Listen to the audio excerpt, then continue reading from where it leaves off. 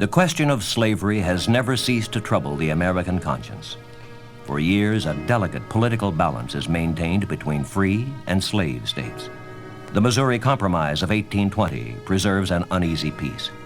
Then, in 1850, the issue again becomes critical. In a dramatic debate, Daniel Webster speaks for the preservation of the Union. Again, a compromise formula is worked out, but the time for compromise is rapidly coming to a close. Since 1831, William Lloyd Garrison of Boston has been printing scathing editorials in his radical anti-slavery paper, The Liberator. In 1852, Harriet Beecher Stowe publishes her Uncle Tom's Cabin. Within a year, 300,000 copies are sold. In the North, mounting anti-slavery sentiment reaches a climax in 1859 when a deranged Kansas abolitionist named John Brown organizes a raid on Harper's Ferry, Virginia, to encourage a slave uprising. Captured by a United States colonel named Robert E. Lee, John Brown is tried and hanged. The abolitionists hail him as a martyr. In 1860, the Republicans, a new political party hostile to slavery, elect Abraham Lincoln president of the United States. Lincoln takes office under desperate circumstances. In his inaugural address, he pleads for preservation of the Union, but it's too late. South Carolina secedes from the Union, and the other southern states soon follow. The Confederate States of America is established with Jefferson Davis as president. On April 12, 1861, Confederate shore batteries fire on Fort Sumter in Charleston Harbor. The Civil War begins. Enthusiastic but green, Union recruits jauntily set out for the Confederate capital of Richmond. But at Bull Run, they are defeated by Confederate troops. Humiliated, they retreat to Washington. Months of frustration for the North follow. Then on September 17, 1862, Robert E. Lee's northward advance is halted at the bloody Battle of Antietam, a critical turning point of the war. Encouraged by the South's inability to penetrate deep into Northern territory, President Lincoln on January 1, 1863, issues the Emancipation Proclamation, freeing all slaves in the rebellious states. But the war is far from over. Victory in the Virginia theater proves elusive. Northern generals are replaced with tiresome regularity, but with unsatisfactory results. In the summer of 1863, the Blues and Grays meet at Gettysburg in one of the costliest battles of the Civil War. On these days in July, names like Cemetery Ridge, Culp's Hill, and Little Round Top earn a dreadful fame. On July 4th, Lee's army begins its retreat to Virginia. In November, Abraham Lincoln comes to Gettysburg to dedicate a military cemetery. His brief remarks, jotted on an envelope, still reverberate. Fourscore 7 years ago, our fathers brought forth upon this continent a new nation, conceived in liberty and dedicated to the proposition that all men are created equal. Now we are engaged in a great civil war, testing whether that nation or any nation so conceived and so dedicated can long endure. We are met on a great battlefield of that war. We here highly resolve that these dead shall not have died in vain, that this nation under God shall have a new birth of freedom, and that government of the people, by the people, and for the people shall not perish from the earth. 1863 also brings decisive Union victories in the West. Vicksburg falls on July 4th. Within a few months, Chattanooga is taken. And in 1864, General William T. Sherman begins his march through Georgia. Atlanta falls on September 1st.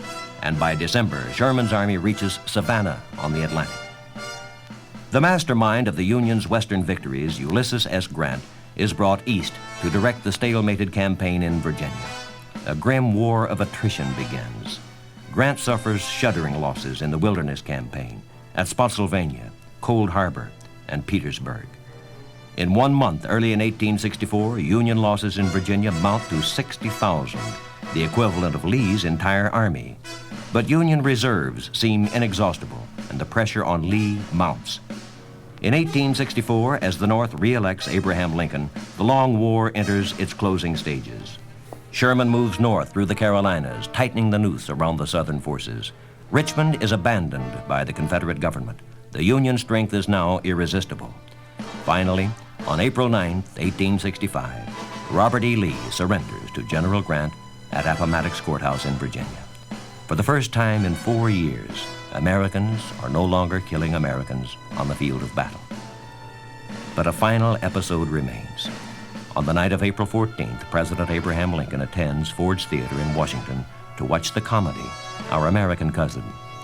Suddenly, a shot rings out. John Wilkes Booth, an actor crazed by the South's defeat, has shot the president. By the following morning, Lincoln is dead. The Civil War has claimed its final victim.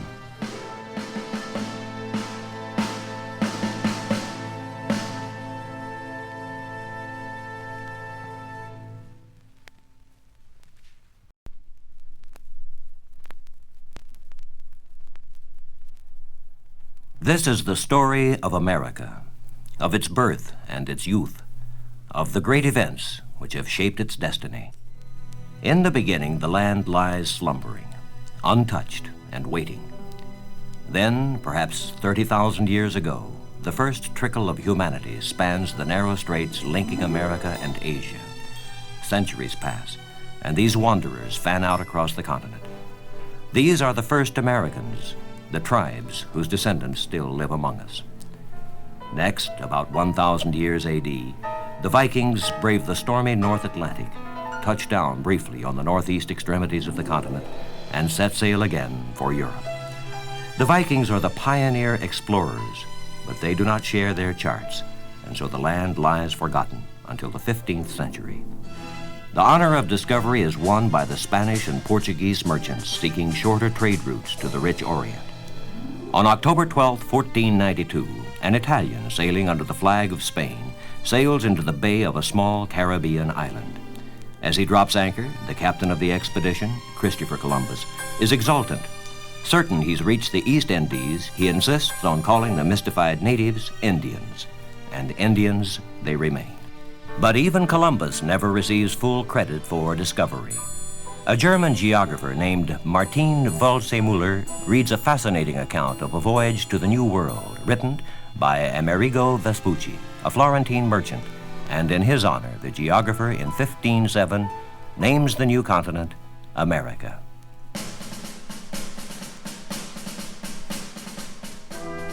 After the merchants come French missionaries who plant their flag and their faith along the St. Lawrence, the Great Lakes, and the vast river system of the North America heartland. In 1607, a small band of Englishmen arrived, bent on making a new start in a region English explorers have named Virginia after their Virgin Queen Elizabeth. This group of adventurers, soldiers, servants, and fugitives seeking to escape debtor's prison establish a colony. Soon a small wooden stockade rises. This is Jamestown, the first permanent English settlement in America. But the new land is a harsh place. Starvation and disease wreak a heavy toll. And by 1610, only about 150 of some 900 colonists remain alive in Jamestown. One who survives is Captain John Smith, a rugged soldier of fortune who loves to spin tales of his adventures. One day in the winter of 1607, Smith leads a company of men on an exploring expedition. They're attacked by Indians. 2 men are killed, some escape, but Smith is taken as prisoner before the great chief of Tidewater, Virginia, Powhatan. Death seems certain, but as Smith himself recounts later, an amazing event occurs. 2 great stones were brought. As many as could lay hands on him dragged him to them, and thereon laid his head. And being ready with their clubs to beat out his brains, Pocahontas, the king's dearest daughter, when no entreaty could prevail, got his head in her arms and laid her own upon his to save him from death. We will never know for certain if it really happened that way, but Smith was spared, and the Indian maiden, Pocahontas, later married another Jamestown settler, John Rolfe, the first to grow tobacco in Virginia. As the years pass and the adventurers move west, it's Rolfe and men like him who discover the real fortune in Virginia. The community of Jamestown evolves into a stable company of farmers and tobacco growers, a solid link in a vast trading empire centered in London.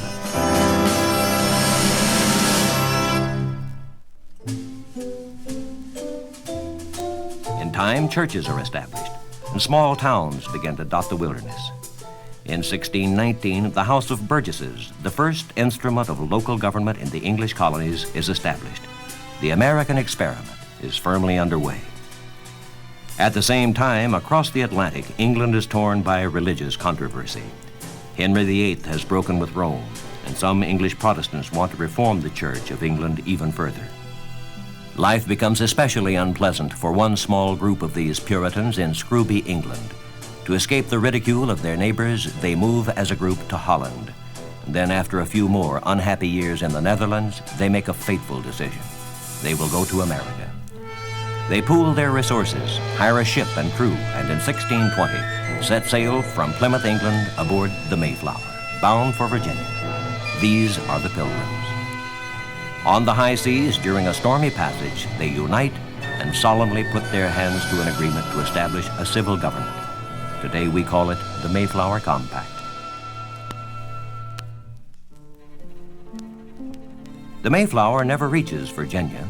Instead, on November 21st, 1620, the Pilgrims make land on the rugged coast of Cape Cod. Instead of heading south, the Pilgrims stay and suffer through a harsh winter, a winter of starvation. The dead are buried by night in unmarked graves to conceal from the Indians how serious are the settlers' losses. But miraculously, when spring arrives, the little band survives. For 10 years, the Pilgrims strengthen their tenacious grasp on the new continent. Then, in 1630, a larger band of Puritans plant another settlement north of Plymouth in a region the Indians called Shamoot. The newcomers change the name to Boston. The area flourishes and its inhabitants write a fascinating tale as civilization takes hold. In 1635, Roger Williams is banished from Massachusetts for his unorthodox views and sets up a colony of his own, which comes to be known as Rhode Island. In 1692, 19 elderly women of Salem are convicted of witchcraft on the testimony of a few overwrought girls. The 19 women are hanged. Giles Corey, another accused witch, is pressed to death when he refuses to plead to the charges. Not all the dark events of our early history occur in New England. One of the most tragic episodes unfolds by chance when a Dutch slave ship, bound for the West Indies, lands instead at Jamestown in 1619. Once in port, it unloads its cargo of human sufferers to be sold into bondage on American soil. And yet the flame of conscience never flickers out. A Quaker tailor in New Jersey, John Woolman, fills his journals with incandescent outcries against the slavery evil. And in 1697, Samuel Sewall, one of the hanging judges in the witch trials, stands broken and contrite in Boston's Old South Church, while his minister reads to the congregation his plea for forgiveness. Thus America grows. From tiny settlements at Jamestown and Plymouth, the population soars to 1.5 million by 1760. 13 colonies line the eastern seaboard, and Americans survey the land and find it much to their liking. Writes William Penn, "The air is sweet and clear, the heavens serene, like the south parts of France, rarely overcast. It's truly a bright beginning. A civilization has been hewn from the wilderness by men and women of conscience and conviction who have willingly sacrificed comfortable and familiar surroundings to undertake a new and perilous adventure."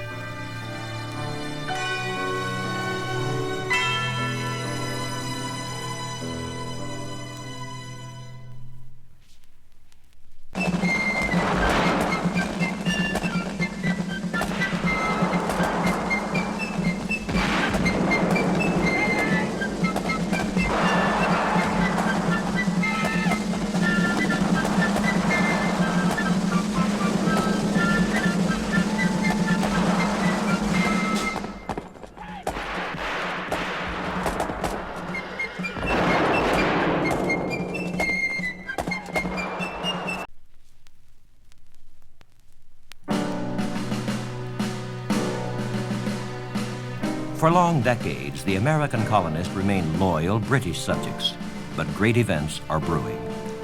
Faced with heavy expenses in defending the colonies from Indian attack, England in 1765 passes a Stamp Act, which for the first time imposes a direct tax on its American colonies.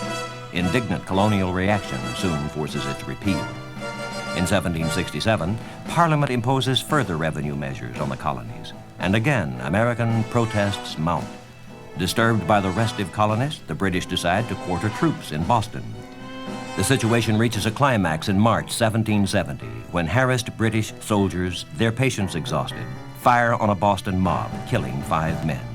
The Boston Massacre inflames every American patriot.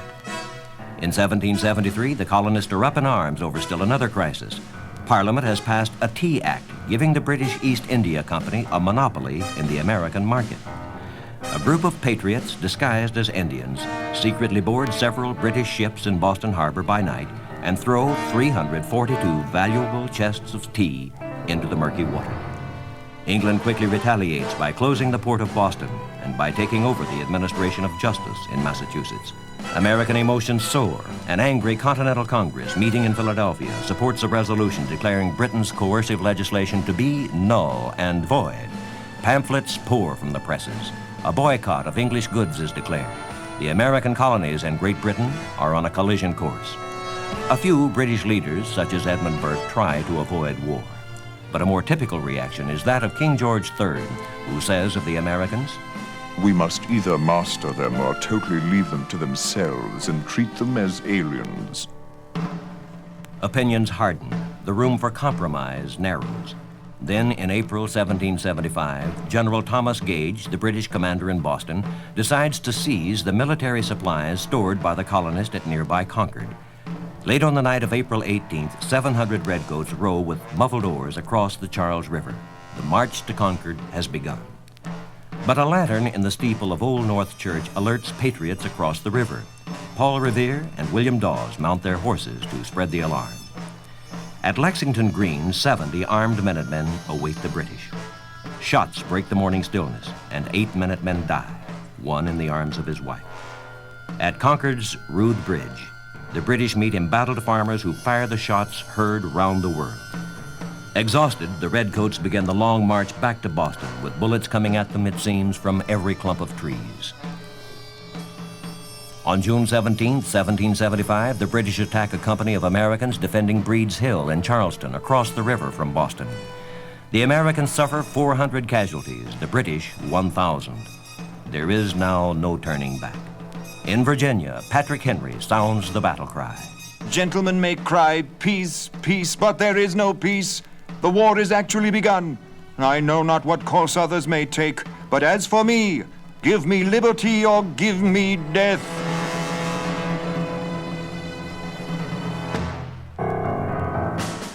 In January 1776 appears another ringing call for independence. Thomas Paine's pamphlet, Common Sense. The response is electric. 120,000 copies are sold in 3 months. On July 4, 1776, the Continental Congress proclaims to the world the Declaration of Independence. Its shining phrases still stir men's souls. We hold these truths to be self-evident, that all men are created equal, that they are endowed by their Creator with certain unalienable rights, that among these are life, liberty, and the pursuit of happiness. The war, which has been approaching for years, is now pursued in earnest. The tide at first seems to favor Great Britain. General William Howe defeats Washington on Long Island in August 1776 and captures New York City. Washington retreats to Pennsylvania. On Christmas Day, Washington crosses the ice-choked Delaware River and at Trenton, New Jersey, captures nearly 1,000 Hessian mercenaries who've been fighting for the British. He then scores a further victory at Princeton. American hopes rise, but in September 1777, General Howe takes Philadelphia. Howe and his forces settle in for a comfortable winter of wine and women, while the American army spends a desperate winter at Valley Forge. But meanwhile, British General John Burgoyne has set out from Canada with a force of nearly 8,000 men and is having a difficult time. As Burgoyne moves slowly southward, losing heavily in local skirmishes, a strong American force prepares to meet him at Saratoga, New York. His situation is desperate. Sir Henry Clinton pushes up the Hudson to relieve him, but is too late. On October 17, 1777, Burgoyne surrenders. This is the turning point of the war. The French, who've been giving secret aid to the Americans, now sign an open treaty of alliance. The war drags on. Captain John Paul Jones carries out daring but isolated sea exploits, and George Rogers Clark conducts harassing maneuvers in the west. Then, in April 1781, British General George Cornwallis makes a fatal mistake. He invades Virginia. A combined French and American sea and land force traps him at Yorktown. On October 19, 1781, he surrenders. American independence has been won. Peace returns to the land. Now, America faces a new and even greater task, the building of a nation.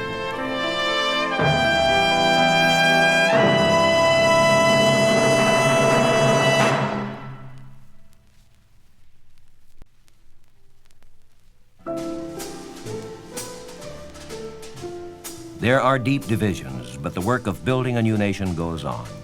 By 1800, not only have Americans created a government for themselves, but a vigorous two-party political system has begun to take shape. In that year, Thomas Jefferson is elected president. During his administration, the vast Louisiana Territory is bought for about $15 million, and overnight, the American nation doubles in size. A party led by Meriwether Lewis and William Clark explores the new territory, reaching the Pacific on November 7, 1805. Meanwhile, the United States is caught in the crossfire of a protracted conflict between Great Britain and France. Jefferson tries to preserve neutrality. But relations with Great Britain worsen when the British begin to board American ships and seize American seamen. Furthermore, British agents in the West are suspected of stirring up Indian unrest against the American settlers. James Madison, Jefferson's successor, is unable to ease the deteriorating situation. In Congress, a group of war hawks demands that the United States seize Canada from the British. War draws nearer. On June 18, 1812, by a narrow vote, Congress declares war on Great Britain. The half-hearted conflict goes badly for the United States. Thrusts against Canada are driven back. The White House and other public buildings in Washington are burned. And on the night of September 13, 1814, British ships bombard Fort McHenry in Baltimore Harbor. But the fort stands firm. Its flag still flies. Baltimore is saved.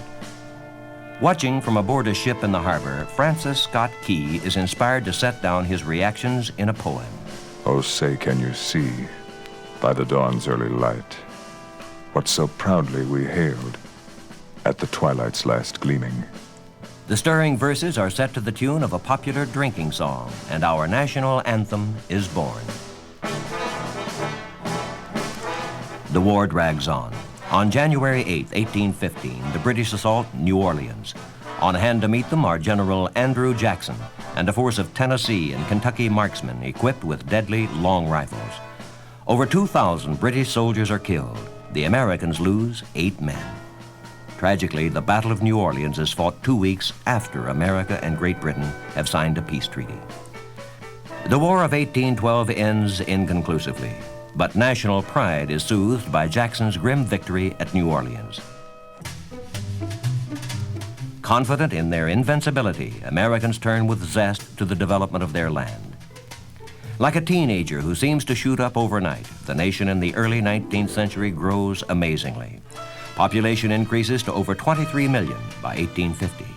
Immigration from Europe, a mere trickle at the turn of the century, climbs to over 300,000 a year by mid-century. A steady stream of wagons and ox carts moves west over the Cumberland Road to Wheeling on the Ohio River, then on toward Zanesville, Columbus, Indianapolis, and points west. Farms rise where once was wilderness. Countless products of American industry pour from thousands of factories. The exuberant, growing nation needs a president who reflects its spirit, and in 1828, Andrew Jackson of Tennessee is elected. Jackson, the hero of New Orleans, makes war on the symbol of entrenched wealth, the Bank of the United States, and in an epic battle destroys the bank's enormous power over American economy. In 1837, a severe financial depression hits the nation, but Americans continue to push westward. Soon they're claiming a God-given right to the entire continent. Peaceable Indians are torn from their traditional homelands and transplanted to barren, undeveloped regions in the West. America's vast territorial ambitions are challenged in Oregon by the British and in the Southwest by Mexico. The border dispute with the British is resolved, but the conflict with Mexico leads to war.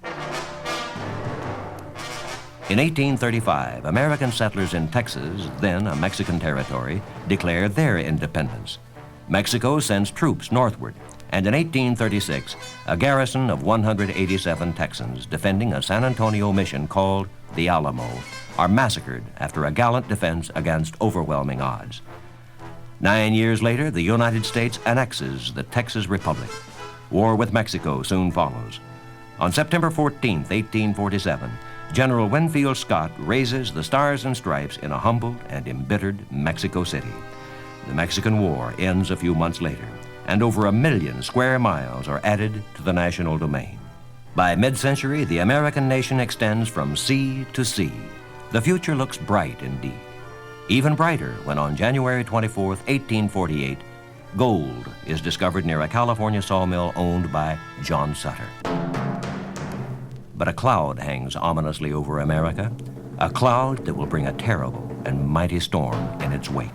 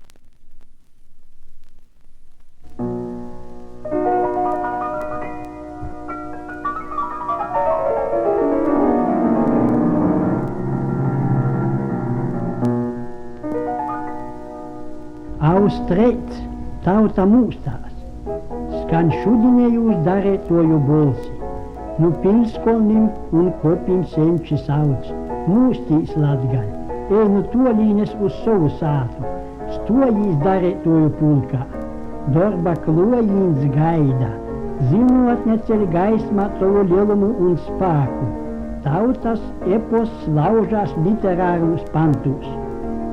Viesture klot tavam lielceļam jaunu vierskotu, lai tu varētu staigot, braukt un īt pie sevim atpakaļ nūplēšanas tolas.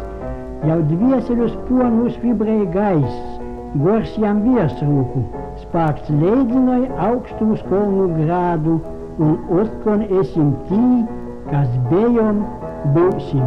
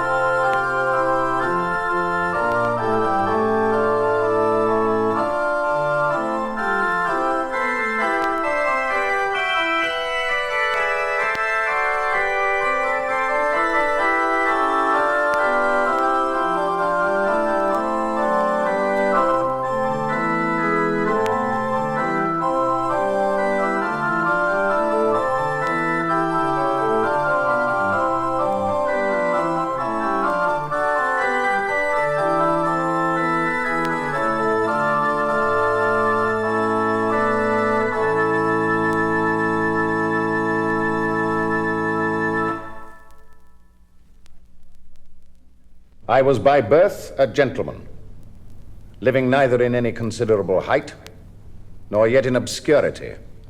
So Oliver Cromwell, who became Lord Protector of England, described himself.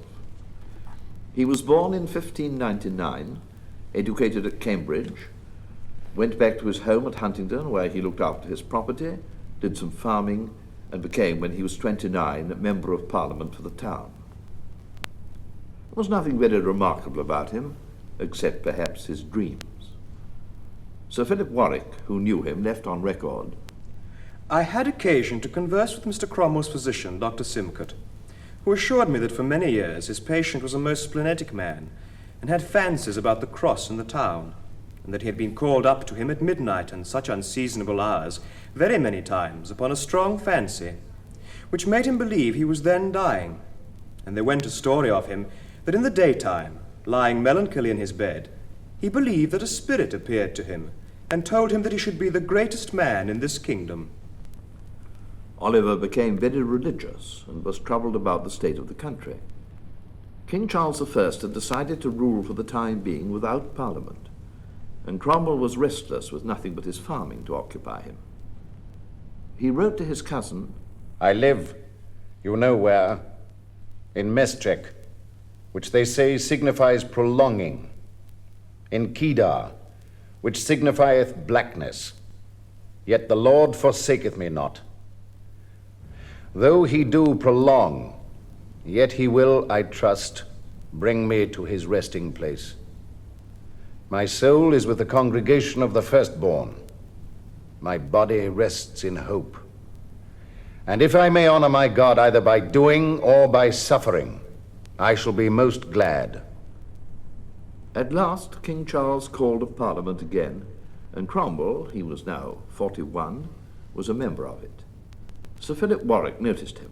I came into the house and perceived a gentleman speaking, very ordinary apparelled, for it was a plain cloth suit, which seemed to have been made by an ill country tailor. His linen was plain and not very clean, and I remember a speck or two of blood upon his little band, which was not much larger than his collar. His hat was without a hatband, his stature was of good size, his sword stuck close to his side, his countenance swollen and reddish, his voice sharp and untunable, and his eloquence full of fervour, for the subject matter could not bear much of reason. It was in behalf of a servant of Mr. Prynne's, who had dispersed libels against the Queen for her dancing and such like innocent and courtly sports, and he aggravated the imprisonment of this man unto the height that one would have believed the very government itself had been in great danger by it. Parliament was indeed bitterly opposed to the king, and it soon became clear that the quarrel would only be settled by fighting. At the beginning of the Civil War, Cromwell raised a troop of horse. At my first going into this engagement, I saw our men were beaten at every hand. I did indeed. And I desired Mr. John Hampden that he would make some additions of some new regiments. Your troopers, said I, are most of them old, decayed serving men and tapsters and such kind of fellows. And, said I, their troopers are gentlemen's sons and persons of quality. Do you think that the spirits of such base and mean fellows will ever be able to encounter gentlemen that have honor and courage and resolution in them? You must get men of a spirit that is likely to go on as far as gentlemen will go, or else I am sure that you will be beaten still. And to those responsible for raising other regiments, he wrote, I beseech you to be careful what captains of horse you choose. A few honest men are better than numbers. If you choose godly, honest men to be captains of horse, honest men will follow them. I had rather have a plain, russet-coated captain that knows what he fights for and loves what he knows than that which you call a gentleman and is nothing else. I honor a gentleman, that is so indeed. And so Cromwell raised his regiment of Ironsides, a nickname which was originally given to him personally. They were most of them freeholders and freeholders' sons, who upon a matter of conscience engaged in this quarrel, and under Cromwell, and thus being well armed within by the satisfaction of their consciences, and without by good iron arms, they would as one man stand firmly and charge desperately. So Cromwell, the cavalry leader, swept to victory, and finally, in 1645, defeated the king at Naseby. Here is a part of a royalist account of the battle. The left wing was encountered by Cromwell, who commanded the right wing of the enemy's horse, and had, besides the odds in number, the advantage of the ground. For the king's horse were obliged to march up the hill before they could charge them. But being flanked on both sides by the enemy's horse, and pressed hard, before they could get to the top of the hill, they gave back and fled farther and faster than became them. 4 of the enemy's bodies, close and in good order, followed them that they might not rally again, which they never thought of doing. The king's reserve of horse, which was his own guards, with himself at the head of them, were even ready to charge when, on a sudden, such a panic fear seized upon them that they all ran near a quarter of a mile without stopping. In this battle, the king and the kingdom were lost. Here is Cromwell's description of the same battle. For the Honourable William Lenthal, Speaker of the Commons House of Parliament, these. Sir, being commanded by you to this service, I think myself bound to acquaint you with the good hand of God towards you and yours. We marched yesterday after the king, and quartered about 6 miles from him. This day we marched towards him. He drew out to meet us, both armies engaged.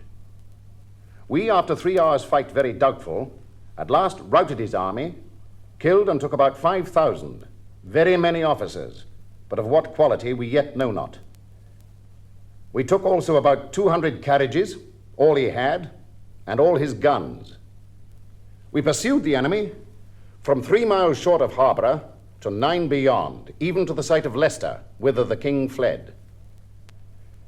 Sir, this is none other but the hand of God, and to him alone belongs the glory. Honest men served you faithfully in this action. Sir, they are trusty. I beseech you in the name of God not to discourage them. I wish this action may beget thankfulness and humility in all that are concerned in it. He that ventures his life for the liberty of his country, I wish he trust God for the liberty of his conscience, and you for the liberty he fights for. Once the war was won, Cromwell tried to negotiate with the king. But the king was also dealing secretly with the Scots. He was himself a Scot, and thought of them as his own people who would rescue him from the English Parliament and army. How Cromwell and his son-in-law Ireton discovered these secret dealings, Oliver told a friend of his, Roger Boyle. We thought it best to prevent the Scots by offering first to come in upon any reasonable conditions. But while we were busied in these thoughts, there came a letter from one of our spies, which acquainted us that we could intercept a letter sent by the king to the Queen. The letter, he said, was sewed up in the skirt of a saddle, and the bearer of it would come with the saddle upon his head about 10 o'clock that night to the Blue Boar Inn in Holborn. For there he was to take horse and go to Dover with it. Immediately, Ireton and I resolved in troopers' habits to go to the inn at Holborn, which accordingly we did, and in the disguise of common troopers, called for cans of beer and continued drinking till about 10 o'clock.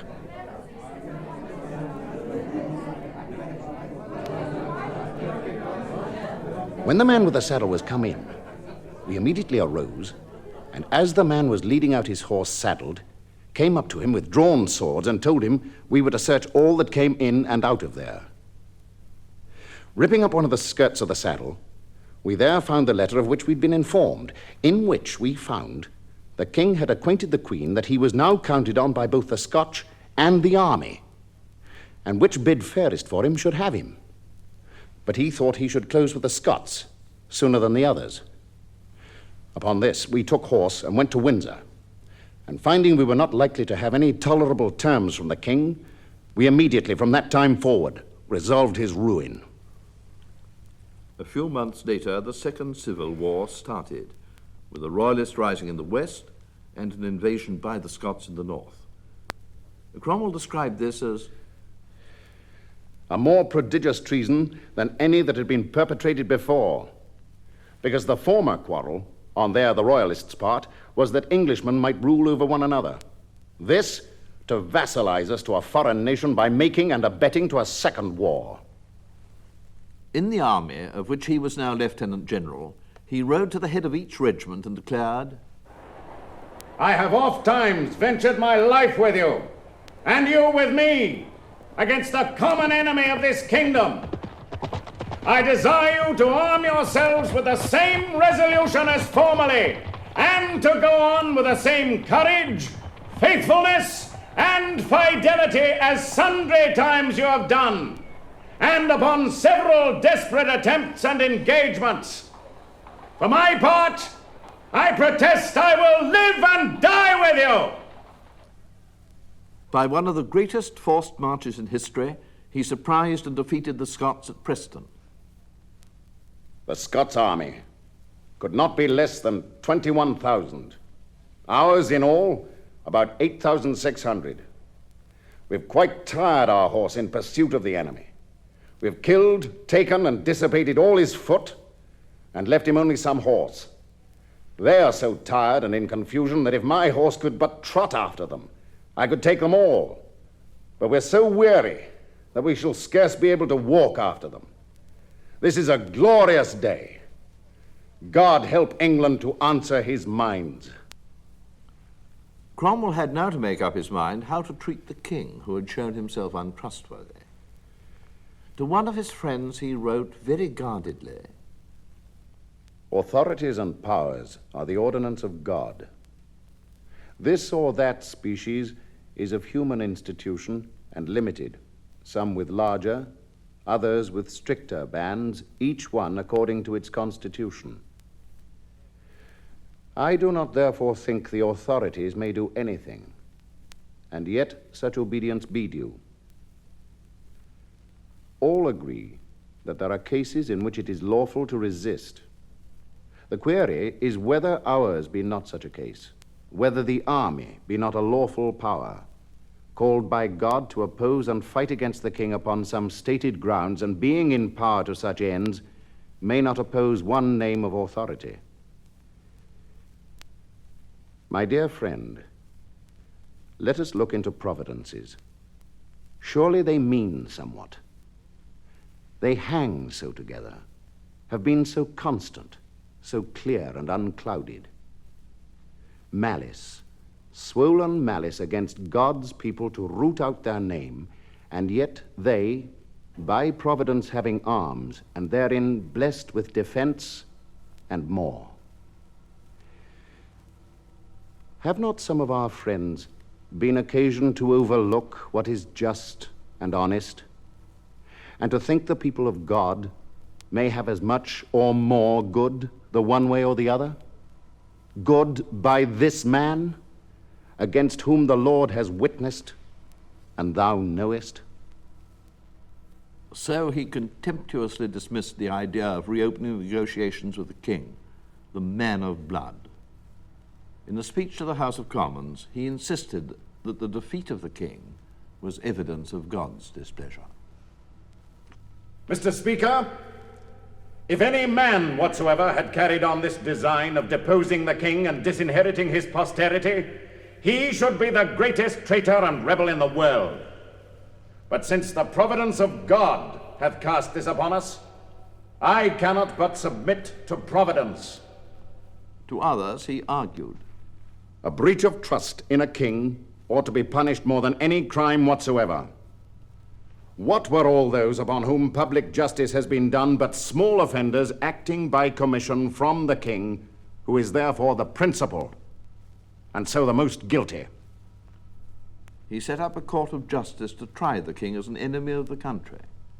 And when a lawyer told him that the king could be tried by no court, and that no man could be tried by that court, he answered, I tell you, we will cut off his head with the crown on it. After the king was beheaded, the Earl of Southampton was sitting by the body when about 2 in the morning a man entered, his face hidden in his cloak. But judging by his voice and his walk, the Earl was sure that he was Oliver Cromwell. He approached the body, considered it very attentively for some time, and then shook his head and sighed out the words, Cruel necessity.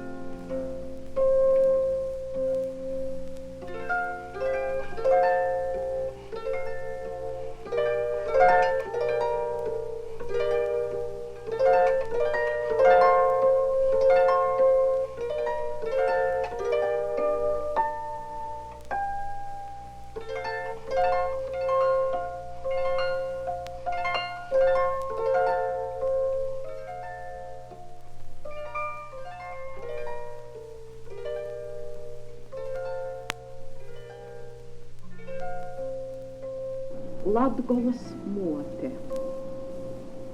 Jos korta vīnkorša, golvu lakatiņš sēdz, bet acis dabasus redz. Vaigā eņģeļa mīrs, vordos labesteigs prīks, ar rimti saskaņas. Latgolas mote, dīvmotes tikumu atblozma cāla, godsimtim sorgoj Morzemes ciltīs dīvišķos skaidreibas ilgas. Godsimtim voda latgaļu saimi tautas tikumu zintīs.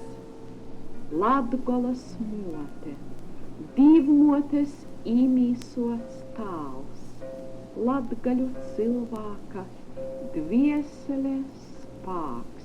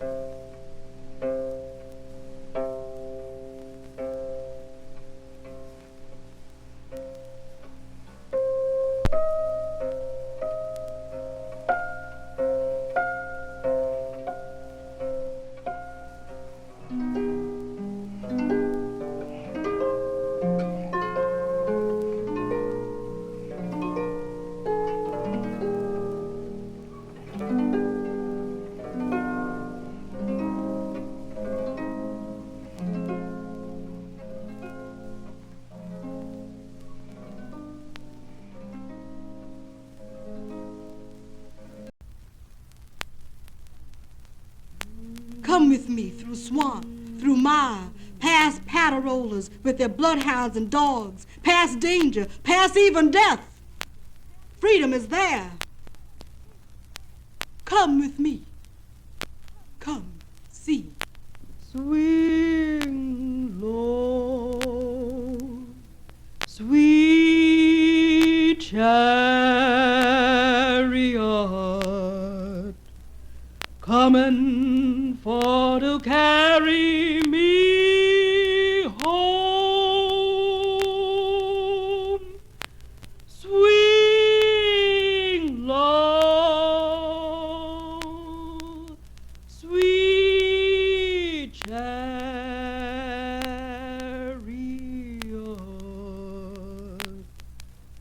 coming for to carry me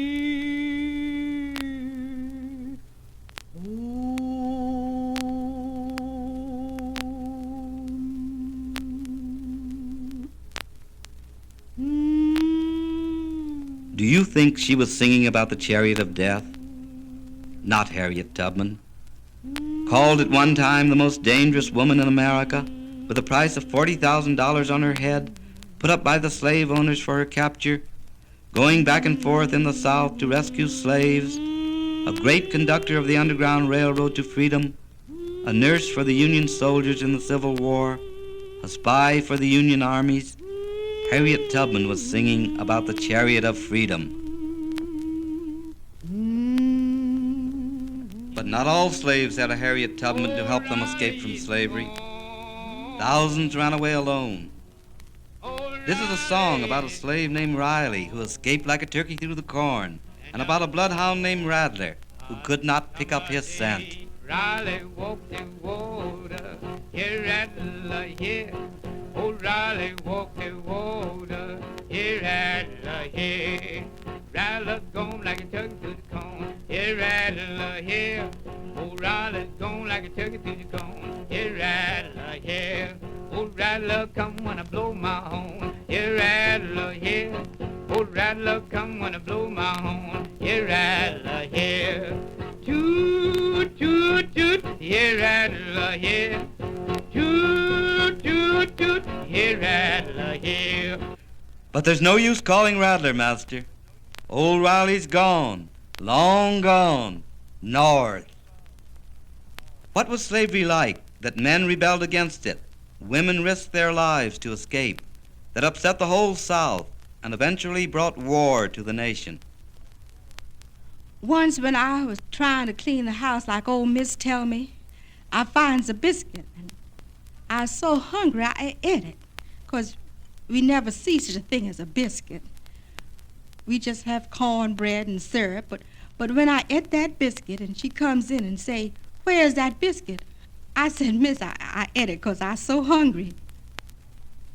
Then she grabbed that broom and started to beat me over the head with it and calling me low down. I guess I just clean lost my head, 'cause I knowed better than to fight her if I knowed anything at all, but I started to fight her. And the driver, he comes in and he grabs me and he starts beating me with that cat o' nine tails, and he beats me till I fall to the floor nearly dead. He cut my back all to pieces. When a slave died, they buried him the same day. They'd cut him down to the graveyard on the place, and didn't even let you bury him deep enough so that buzzards wouldn't come circling around looking for their bodies. In them days, there wasn't no time for mourning. My papa was strong. He never had a licking in his life. But one day the master says, "Si, you gotta have a whooping." And my papa says, "I never had a whooping and you can't whoop me." And the master says, "But I can kill you." And he shot my papa down. My mama took him in the cabin and put him on a pallet. And he died. Frederick Douglass, in his autobiography, describes a beating which a Maryland slave breaker gave him when he was a boy in order to tame him for his master, who wanted his spirit broken. He rushed at me, tore off the few clothes I had on, and proceeded to wear out on my back the heavy gourds he had cut from a gum tree. Under his blows, my blood flowed freely. Wales were left on my back as large as my little finger. During the first 6 months I was there, I was whipped either with sticks or cowskins every week. So no wonder Frederick Douglass said to himself, "I'll run away. I have only one life to lose. It cannot be I shall live and die a slave." Oh, freedom, oh, freedom, oh, freedom over me. And before I'll be a slave, I'll be buried in my grave and go home to my Lord and be free.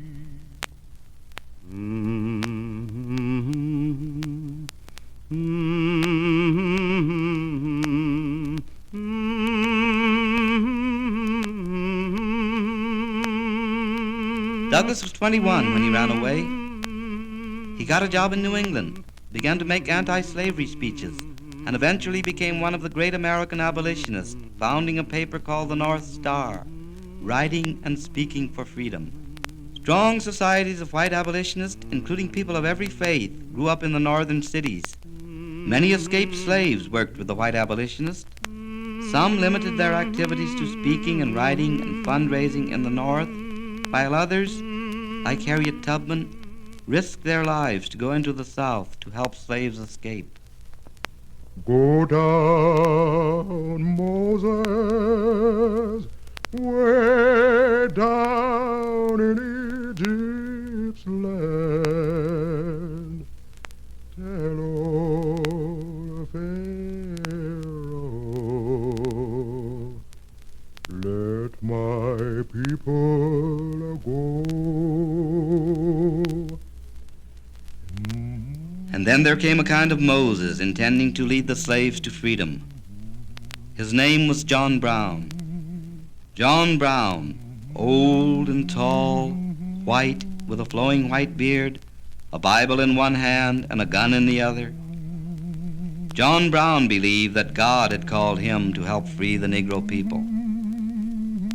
In a speech on the 4th of July, 1852, Frederick Douglass said, "It is not light that is needed, but fire. It is not the gentle shower, but thunder. We need the storm, the whirlwind, and the earthquake." John Brown brought the thunder and the earthquake. A group of white men and Negroes together, 23 in number, one October night in 1859, marched on the government arsenal at Harper's Ferry, Virginia, intending to seize the arms and give them to the slaves.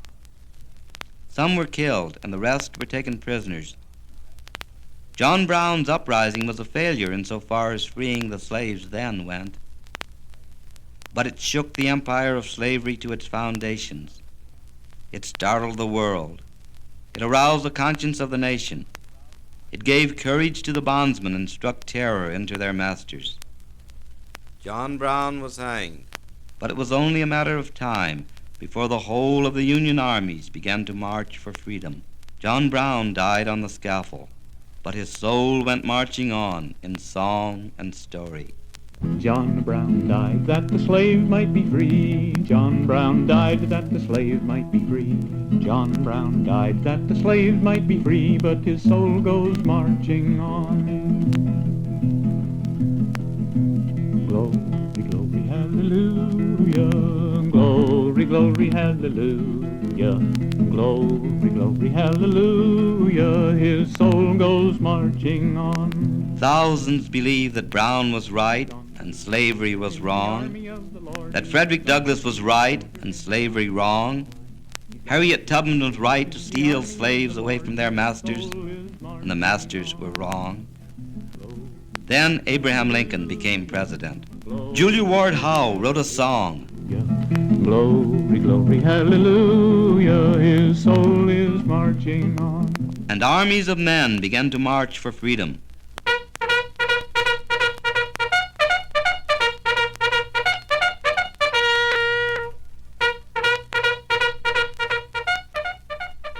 Frederick Douglass called for Negro volunteers in aid of Lincoln. Go quickly, and help fill up the 1st Colored Regiment from the north. Remember Denmark Vesey of Charleston. Remember Nat Turner. Remember John Brown. Frederick Douglass sent his own 2 sons to war against the slave masters. Harriet Tubman became a nurse in the Union armies and later a spy behind the rebel lines. Colonel Robert Gould Shaw led the Negro troops at the assault of Fort Wagner, and the cannon boomed.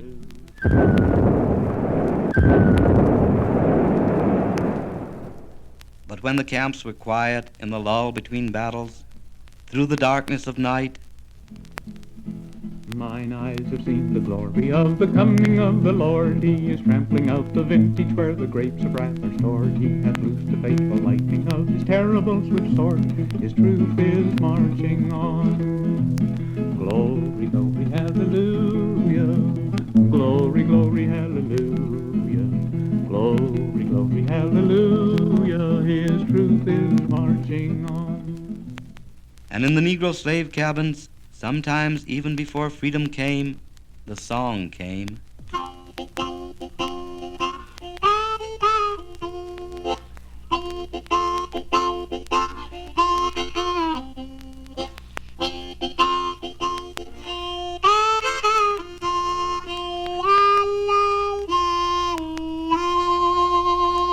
And in the ranks of the Union armies, from tents pitched on a ridge in the starlit night, John Brown's body lies molding in the clay. John Brown's body lies molding in the clay, and the truth goes marching on. Glory, glory, hallelujah. Glory, glory, hallelujah.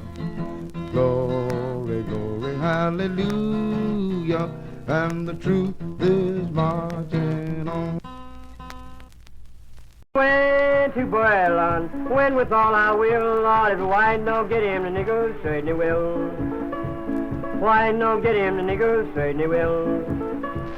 Hey, hey, hey, hey. Last old boy, put old Kaiser C, Lord, is calling them German, Lord, way longer when. Calling them German, Lord, way longer when. Hey, hey, hey, hey.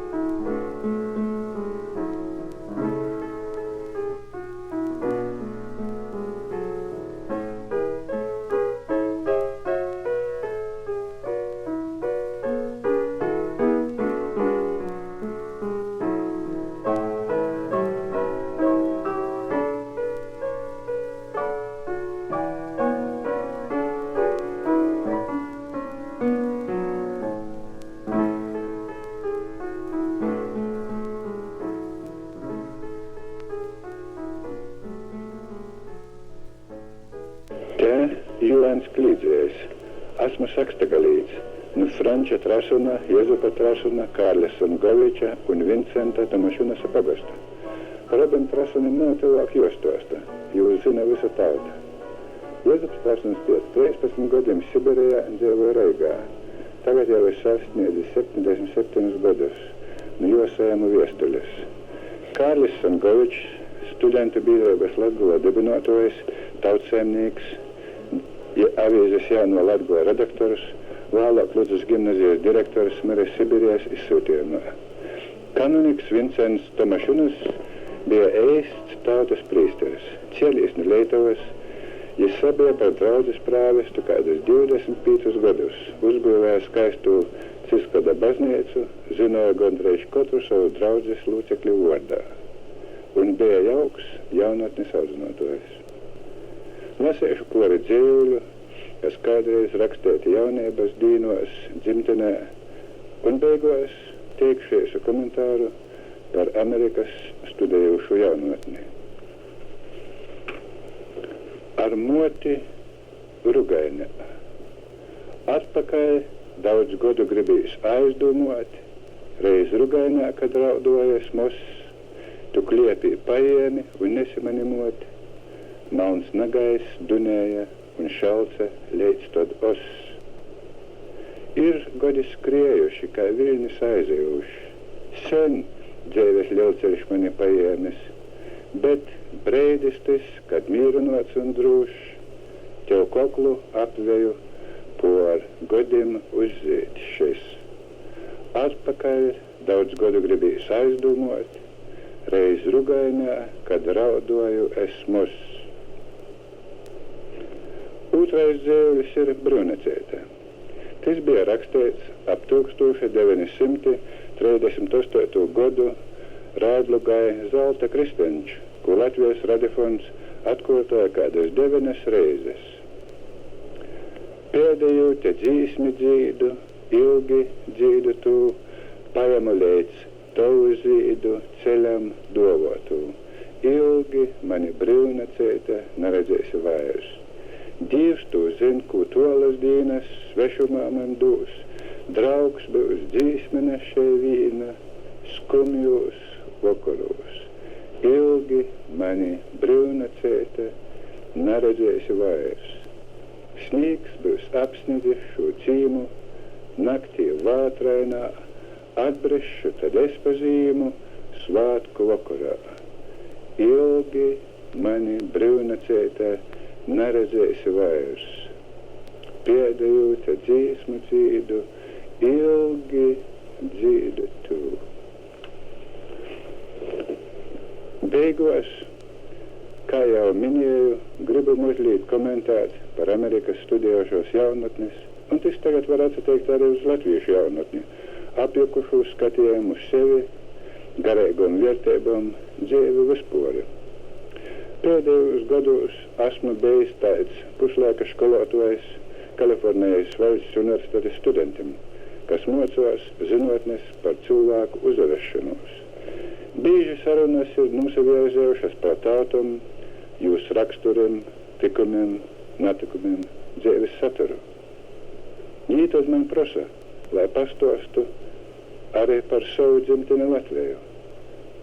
Kad es eisumā skicēju Latvijas geografiju, latviešu tautas viesturi, dabu, ja klausos vienaldzīgi, tādi kā pusē aizmiguši. Tad humora dēļ jums saku, ka es esmu Latvian Irish. Jī paceļ galvas, kas tī tādi?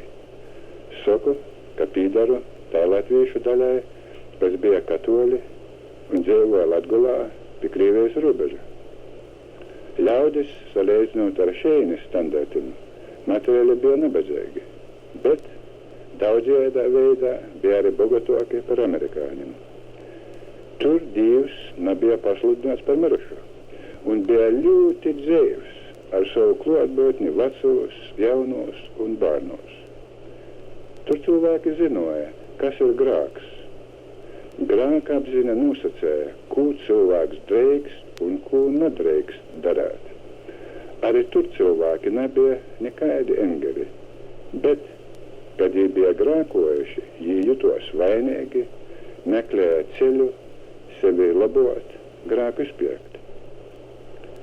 Vai tur sludinājumu dēļ ceļamulos arī bija, kāds students izvaicāja, kā tad bez sludinājumiem es sacīju?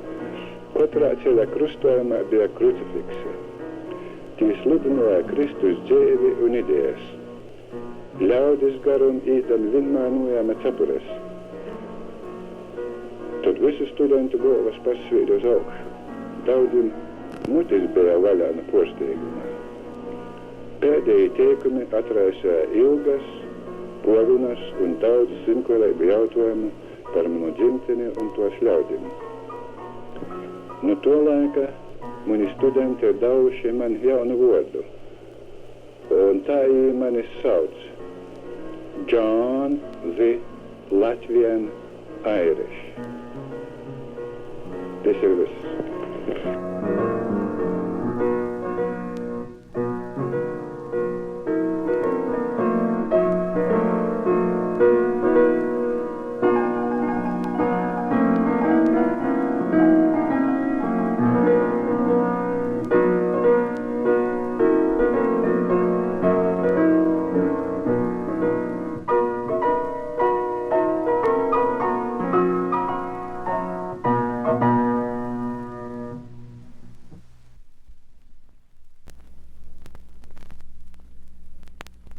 Napoleon Bonaparte was born at Ajaccio in Corsica on the 15th of August, 1769. Destined for the army, he graduated from the Paris Military Academy, becoming an ardent supporter of the revolution, especially when he learnt that his home in Ajaccio, revolutionary forces, and his family, his mother, 4 brothers and 3 sisters, had been obliged to take refuge in France. As a young officer, Napoleon Bonaparte showed no signs of outstanding talent, but in 1793, when Toulon, in the south of France, had been occupied by a combined British, Royalist and Spanish force, Captain Bonaparte was given command of the besieging Republican artillery. Not only did he display courage of the highest order, but he produced a plan of attack, to which General Dugommier, commanding the Republican army, listened with great attention. Promotion to Brigadier General of Artillery followed, but then almost immediately came the fall and execution of Robespierre. Suspected of Robespierreism, the young general was called to Paris and offered an obscure post in the Vendée. He never went there, and the months that followed, under suspicion, unemployed, unpaid, were lean indeed. Stendhal quotes a letter from a friend. His hair hung down on his shoulders like 2 vast spaniel ears. His mien was sombre, his frock-coat threadbare. In fact, he looked so utterly destitute that I could not believe that he really was a general. But I changed my mind after meeting him 3 or 4 times. He had a piercing gaze, and his face lit up as he spoke. Turbulent Paris, however, was again seething with discontent, and the Convention, the successor to Robespierre's government, was in danger of being overthrown by the mob. One of the most influential members of the Convention was the ex-Viscount Barras, a man of little talent, but with the gift of choosing the right man to serve him. As the danger materialized, he sent for the victor of Toulon. General, in the name of the Convention, I offer you the command of the army. The fate of the revolution is in your hands. I would like to think. I'll give you 3 minutes, not a second more. Very well, then, I accept. But I warn you, once I have drawn my sword, I shall not sheathe it again until order is restored. It was just on midnight, and Bonaparte made his plans. As day broke, men and cannons were in position.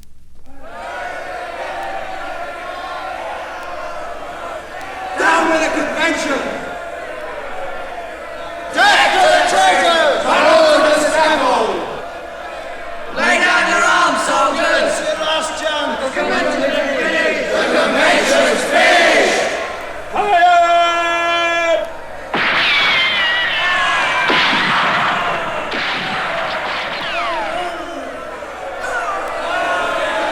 Paris owes her salvation to you, General. As head of the new government, the Directorate, I name you Commander-in-Chief of the Forces of the Interior. It wasn't long before Bonaparte got his first chance to climb to the highest summit. He was given command of the Army of Italy, concentrating in Nice to face the threat of an Austrian invasion. The older, experienced generals were furious at finding themselves subordinate to an untried young man of 27. But after their first meeting, even the tough Augereau noted in his diary, "The little pipsqueak frightened me. I can't explain it, but just a glance from him, and the guts were knocked out of me." Bonaparte, however, was above all a soldier's general. He could appeal directly to his men, and this was the secret of the love and devotion that he was able to count on from the rank and file to the very end. Soldiers, you are almost naked. You are starving. Much is owed you. Nothing has been given you. Your patience and forbearance have brought you no award. I am going to lead you now to the world's most fertile plains. Wealthy provinces, great cities will fall into your hands. Riches, honor, and glory will be yours. Soldiers of Italy, will you lack courage? No! Already the little Corsican, a bare 5 feet 2 inches in height and still emaciated, was beginning to talk like a giant. Novi, Dago, a triumphal entry into Milan, Lodi, Arcola. One evening he spoke to Marmont, friend of his lean days and future Duke of Ragusa and Marshal of France. Do you know that Paris threatens to send Kellerman here as co-commander-in-chief? And I've already sent a dispatch offering my resignation. But I tell you this, those gentlemen in Paris won't dare to accept it. And they don't know me yet. My success so far is nothing to what it'll be in the future. Fortune has smiled on me, and Fortune is a woman. The more she gives me, the more I shall demand of her. He was right. At Leoben and Campo Formio, the Austrian representative, Count Cobenzl, was obliged to sign the treaties which Bonaparte, not the Directorate, had dictated. The return to Paris was triumphal. The whole city feted the conqueror. But Bonaparte was now looking to the future. He was convinced that the Directorate would fall, and he didn't want to be associated with its death agonies. In mid-June 1798, an armada of 13 ships of the line, 14 frigates and 300 transport vessels sighted the Egyptian coast, after having narrowly escaped being intercepted by that terror of the seas, Nelson. Sweeping aside all opposition, the French army landed at Alexandria, and then began a nightmare march across the desert under the killing summer sun. Held together only by the sheer force of Bonaparte's personality, the army sighted the pyramids on the 21st of July. Murad Bey's army of Mamelukes, Janissaries, and Bedouin irregulars was routed, and Bonaparte entered Cairo. Everyone thought the campaign was over. A few days later, however, a sweating and terrified dispatch rider arrived with the news that Nelson had destroyed the French fleet at Abu Qir. Panic struck everyone except Bonaparte. So we're cut off from France. In that case, we must either die here or come out of the adventure with an even greater reputation than the ancient Romans. He set to work to modernize Egypt. Justice was established, supplies of bread for the poor were distributed, and an academy founded for the instruction of mathematics, physics, and political economy. This work of reconstruction, however, was soon to be interrupted. At the instigation of the British government, the Turks sent an army to reconquer Egypt, and Bonaparte, marching to meet this threat, crossed the Sinai Desert and destroyed the Turkish army at Mount Tabor. Then, in turn, he was forced to retreat.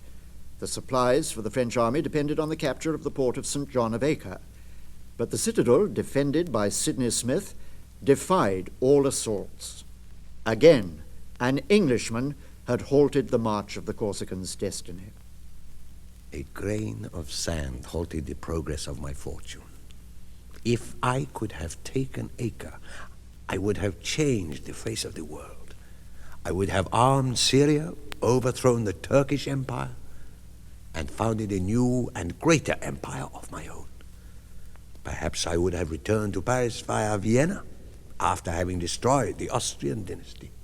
Back in Egypt, another Turkish army, landed by British ships, was routed at Abu Qir, tardy and ineffective revenge for the naval defeat. But news from France was bad. Chaos again threatened in Paris, so abandoning the army, with a few picked friends, Bonaparte sailed secretly from Alexandria on the 22nd of August, 1799. 6 weeks later, he was back in France. The situation was indeed chaotic. The Directorate was backed by 2 assemblies. Each of the 5 directors planned to overthrow this cumbersome system and assume supreme personal power. Each tried to enlist the support of the popular young general, together with his army. Finally, it was Director Sieyès who gained Bonaparte's confidence, and the 2 assemblies were dissolved, literally at bayonet point. A new government of 3 consuls was formed, Bonaparte, Sieyès, and Roger Ducos, and it was Bonaparte, spokesman of the triumvirate, who declared, "At last, people of France, you have the peace that your continued efforts have earned you. Now, after the glory of victory, let us begin a period of gentler glory in harmony with our neighbors. Let us show in agriculture, in the workshops, in art, the same ardor and fidelity that astounded Europe in our darkest hours." Bonaparte, voted first consul for life after the Second Italian campaign and the great victory of Marengo, genuinely wanted peace. But monarchist Europe was set on destroying the ideals of the French Revolution. Austrian, Prussian, and Russian armies, backed by the British fleet and British gold, were determined to see a king restored to the French throne. The people put all their trust in General Bonaparte. The coronation of Napoleon I, Emperor of the French, took place on the 2nd of December, 1804.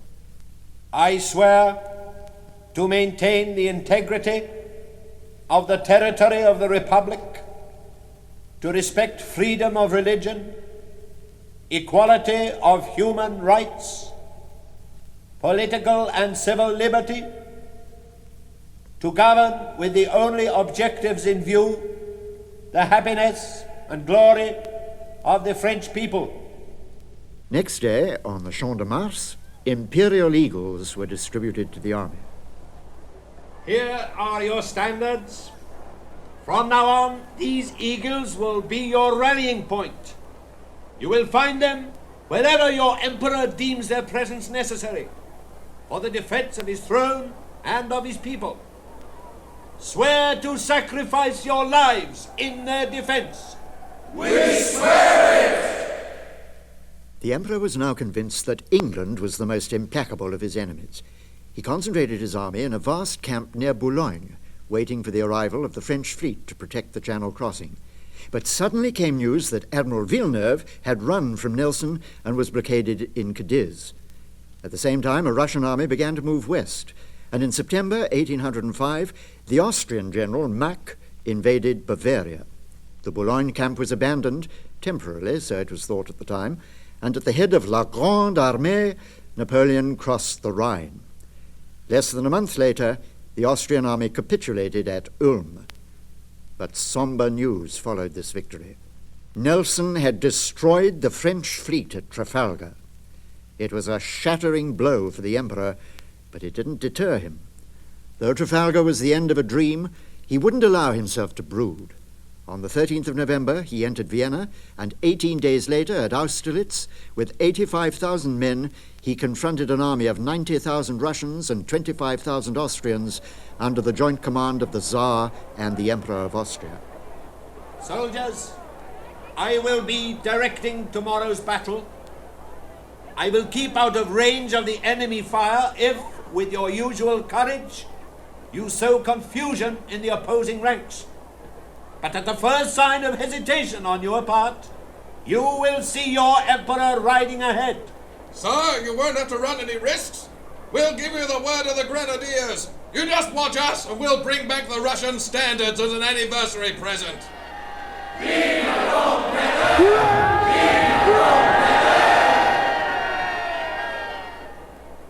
By the evening of the next day, anniversary of his coronation, Napoleon was able to say to his men, I am proud of you. You have decorated your eagles with immortal glory. The standards of the Imperial Russian Guards, 20 generals, and 20,000 prisoners are in our hands. Over 20,000 enemy dead litter the battlefield. Soldiers, our task soon will be accomplished, and I will lead you back to France. There it will be enough for you to say, I was at Austerlitz. For all those who hear to murmur, there goes a hero. In spite of this crushing victory, another coalition of Prussia and Russia had been formed. Again, Napoleon struck first. In a lightning campaign, the Prussian army was exterminated at Jena and Auerstadt, and the Emperor made a triumphal entry into Berlin. It was there, however, that Napoleon committed a major political error. Realizing that he could never invade England, he meant to try to starve her into submission and ordered all European ports to be closed to British shipping. This done, he turned on Russia. The Russians pride themselves that they are advancing on us. We'll go to meet them. Have they forgotten that we are the men of Austerlitz? It was a terrible campaign that followed. At Eylau, the first battle was fought in a blizzard, the snow deep on the ground. Towards evening, at the end of a veritable bloodbath, the Russians fell back, but the exhausted French were unable to follow them up, and Napoleon wrote gloomily, There was a great battle yesterday. I won, but lost too many men. The fact that the enemy losses were greater is no consolation. The Emperor spent the rest of the winter in Warsaw, where he was hailed as a liberator. Then, in June 1807, the Russian army was again encountered at Friedland. It was as bloody a battle as Eylau, but the Russians lost 40,000 men, and Alexander asked for an armistice. The two emperors met on a raft in the middle of the Niemen River, near the village of Tilsit. Alexander, who at the time was furious with England for holding up a promised loan, went out of his way to be affable. If England is your only enemy, then we can certainly come to terms. I hate the British as much as you do. In that case, peace is assured.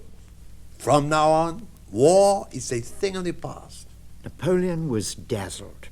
He didn't understand that though for him a signature was sacred, for Alexander and other diplomats of the day, pledges, promises, a solemn treaty were sacred only as long as they were politically convenient. My greatest fault was to have set so much store on dethroning the Bourbons in Spain. The Spanish War was a veritable running sore, and one of the first of France's misfortunes. It was my downfall. The Spaniards revolted against Ferdinand, Napoleon's puppet monarch in Madrid, and British troops landing in Portugal joined forces with the Spanish nationalists. Napoleon felt that only his presence could restore the situation, but first he wished to make sure that the spirit of Tilsit was still valid, so the emperors met again, and the Tsar redoubled his expressions of friendship.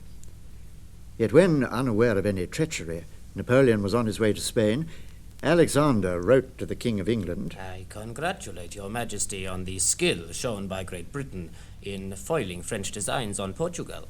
Within 2 months, it looked as though the Spanish had been crushed, and the British had been driven out of Portugal, re-embarking at Corunna.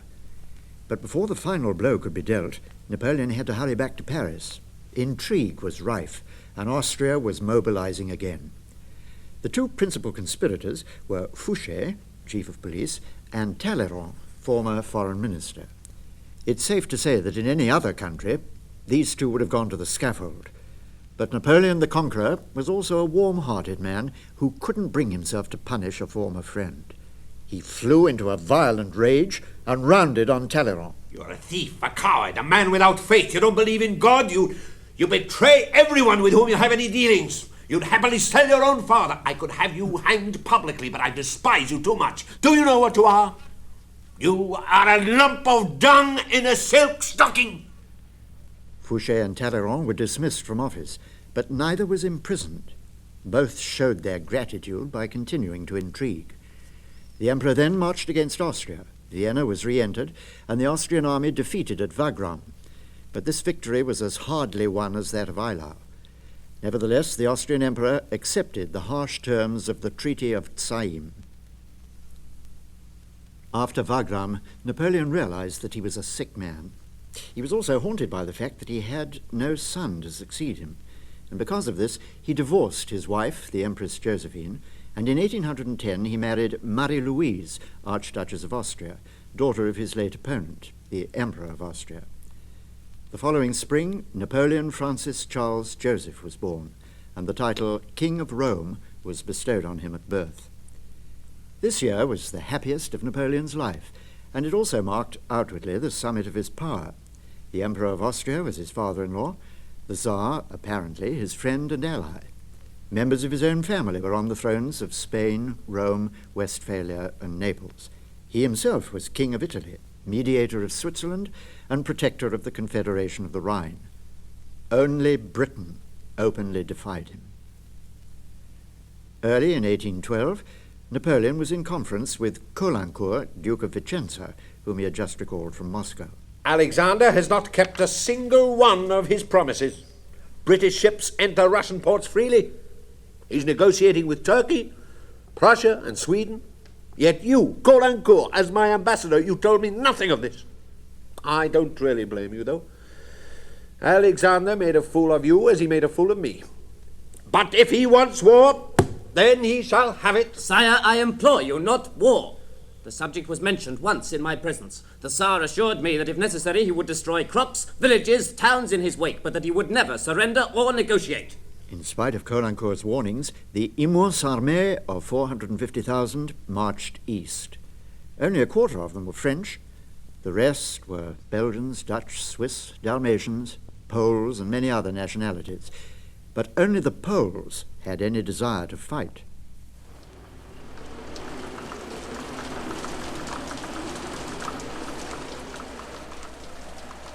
Yes, Berthier, what is it? Sire, the situation is disastrous. Already over 50,000 men have dropped by the wayside. Between here, Vilna and Kovno, the air is foul with the stench of corpses of 20,000 horses. Many of the regiments are reduced to half. We cannot go on. You must go on. There will be a battle, and I will annihilate the enemy. If necessary, we'll sign the peace treaty in Moscow. Then there will be no more war. The battle was fought at Borodino, on the banks of the Moskva River. By night, 30,000 French and some 60,000 Russians lay dead or dying on the field. But no envoy asking for peace came to Napoleon, not even after he'd entered a semi-deserted Moscow. Instead, the Russians had set the city on fire, and large areas were burnt to the ground. There was only one solution: retreat. The cold was unbearable. Crows fell, frozen in their flight. Men staggered, collapsed, and disappeared under the white sheet. At dawn, around each dead fire lay hundreds of corpses. At Smorgone, a dispatch from Paris was received telling of the near success of a plot by a certain Colonel Mallet. Handing over the command of the ragged remnants of the immense armée to Murat, Napoleon raced back, arriving in Paris on the 18th of December. So, gentlemen, you thought I was dead. But what about the King of Rome? Your oath of allegiance? Your pretended loyalty? You make me shudder to think of the future. But there was no time for reproaches. All Europe was preparing to march on Paris. Austria, though bound by a treaty to give Napoleon military aid, merely offered services as mediator, while Count Metternich, the real ruler of the country, was secretly urging the Allies to hasten their attack. It was with an army of raw recruits that Napoleon recrossed the Rhine to meet this threat. Even so, he gained 2 amazing victories at Lützen and Bautzen, and then unwisely, at the suggestion of Metternich, agreed to an armistice. Worse still, he had reports that the Austrians intended to join forces with his enemies, but in spite of this, he agreed to meet Metternich at the Marcolini Palace in Dresden to discuss peace terms. France must give up Italy, evacuate Spain, dissolve the Confederation of the Rhine and the Duchy of Warsaw. You are mad. This is an outrage. And you dare to tell me that my father-in-law has agreed to this proposal? Does the Emperor of Austria wish to dethrone his daughter? Whatever happens to his daughter, the Emperor of Austria, my master, is above all a sovereign. The interests of his people take precedence above all other considerations. The fruitless wrangle continued until evening. But as he was leaving, Napoleon put his hand on the shoulder of his friend Metternich. Truly, you're not going to make war on me, are you? You are lost, sire. I suspected as much on arriving here. Now I know it. Fighting broke out again on the 21st of July. This time the Russo-Prussian army was swelled by a contingent of Swedes under Bernadotte and 200,000 Austrians under the command of Prince Schwarzenberg. Napoleon won another brilliant victory near Dresden, but on the 18th of October began the 3-day Battle of Leipzig, when the French troops were overwhelmed, Napoleon's first defeat in a pitched battle. Again, Napoleon returned to Paris to raise another army. The Allies left him little respite, and on the 21st of December, France was invaded. Though outnumbered by 10-1, Napoleon, during the brief 1814 campaign, refound much of the fire of his youth, winning battle after battle. But the Allied steamroller pushed doggedly on towards Paris, where the static garrison surrendered without firing a shot.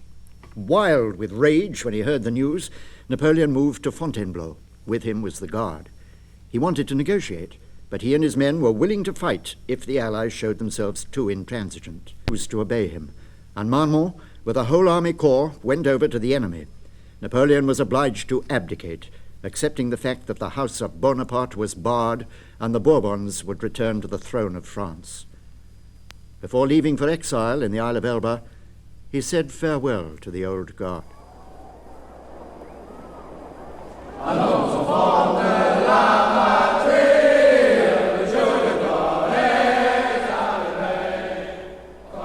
I bid you farewell. For 20 years I have been proud of you. Part of the army has betrayed me. Even so, with you, I could have carried on the war, but France would have suffered too much. And now, be faithful to the new King of France. Love your country always. I cannot embrace you all, but I embrace you, General. Bring me the eagle. Cherished eagle. May this kiss find its echo in the hearts of all of you, my gallant men.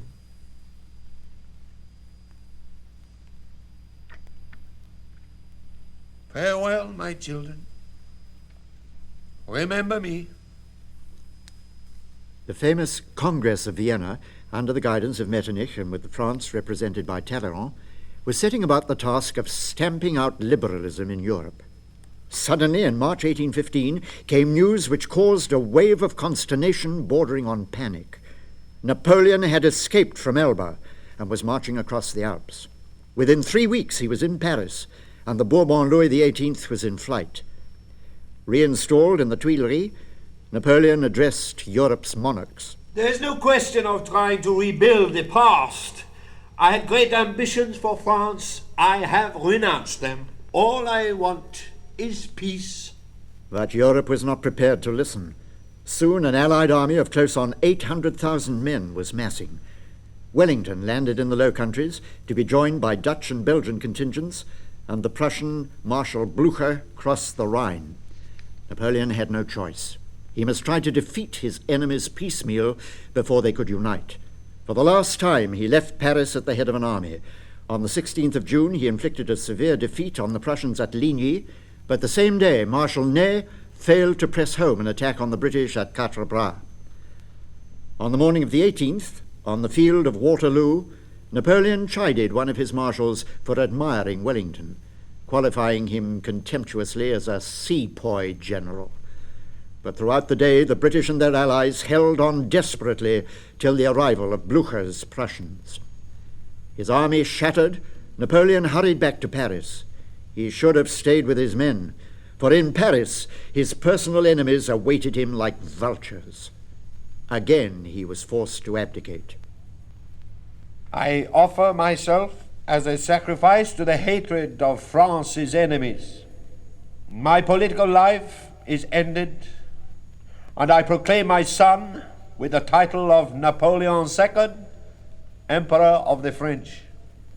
A virtual prisoner in Vienna, the little Napoleon reigned for 13 days in name only, before the return of Louis XVIII.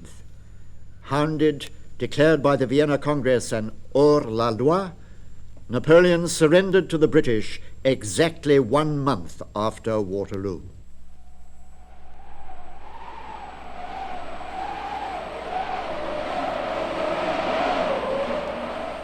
A sick and dying man, the Emperor's life dragged on miserably on the storm-swept island of St. Helena.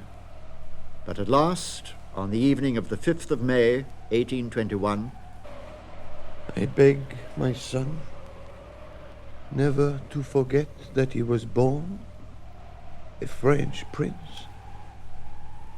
Let him adopt my motto, all for the people of France.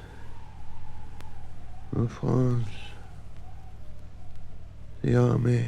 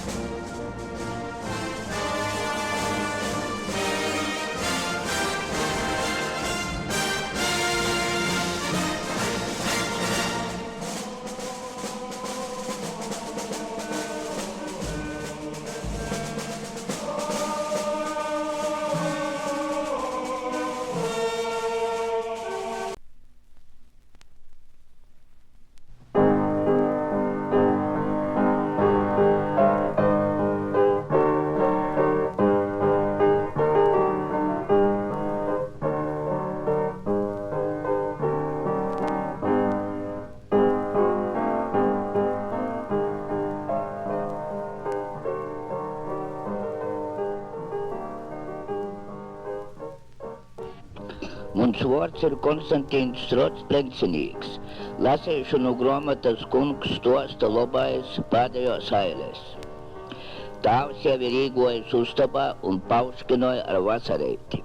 Tīvlinējam vērtīs, kā izdzan kūka naglina zoboka zamaškiņos. Tikai vienu reizi īsit un naglina salīna odā līdz pošam gulam. Aileitas ir taisnas un vienēdas. Tāvs nereizi neiesit sev par pierstim. Tīvlini var redzēt, ka tāvam lobais ir pa pošim sonim. Uz vakara pusi broli ir no školas atpakaļ. Pasavāruši uz mani vaicoja. Nu kaidim vaidim tu salda te nesi? Nāsu dzirdējis, kādi vaidi ir bijuši. Nevaru atbildēt. Bet smīkli arī pošam īt, ka arī broli, kā mote, mani par saldatenu sauc. Todī apsarunojuši, otkon man vaicoja. Nu turku vai japončiku vaidim? Nu turku, atsaku jim, jo turki man tā kā jau dzirdēti. Tu jau var redzēt, tur tim ir eisi un leiki zūbeneni, neko daudz nav arī dūt. Tev kosten neko daudz nebūs ticis. Pavisam mūs.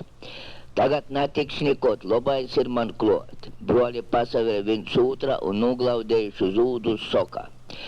Kaidi mēs neprašken, es nemaz nezinājām, ka tāds labais arī ir. Nustojuši viņam priekšā, mūsa grūza galvu.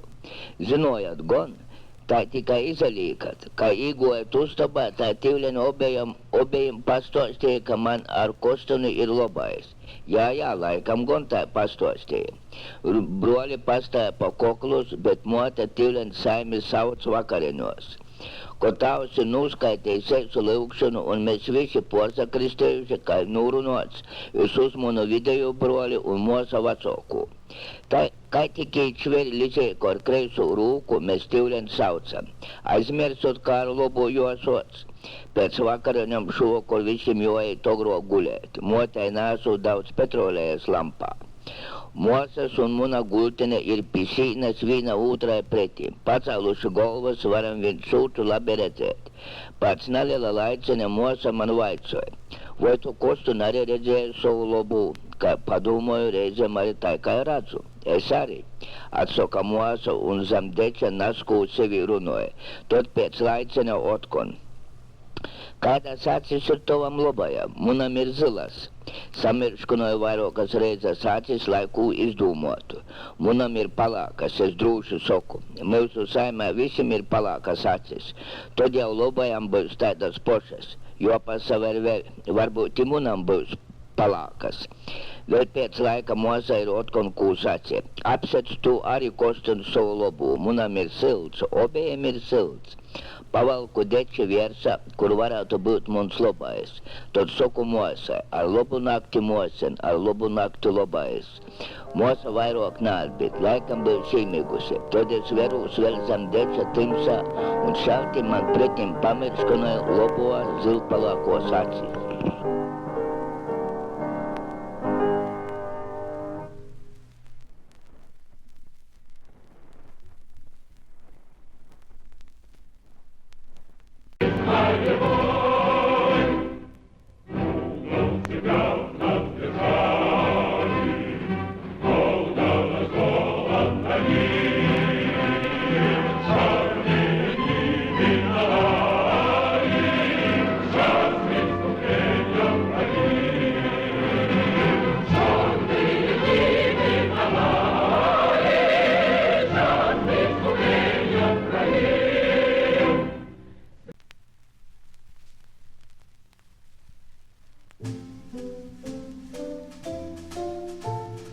The siren call of opportunity reaches across the seas.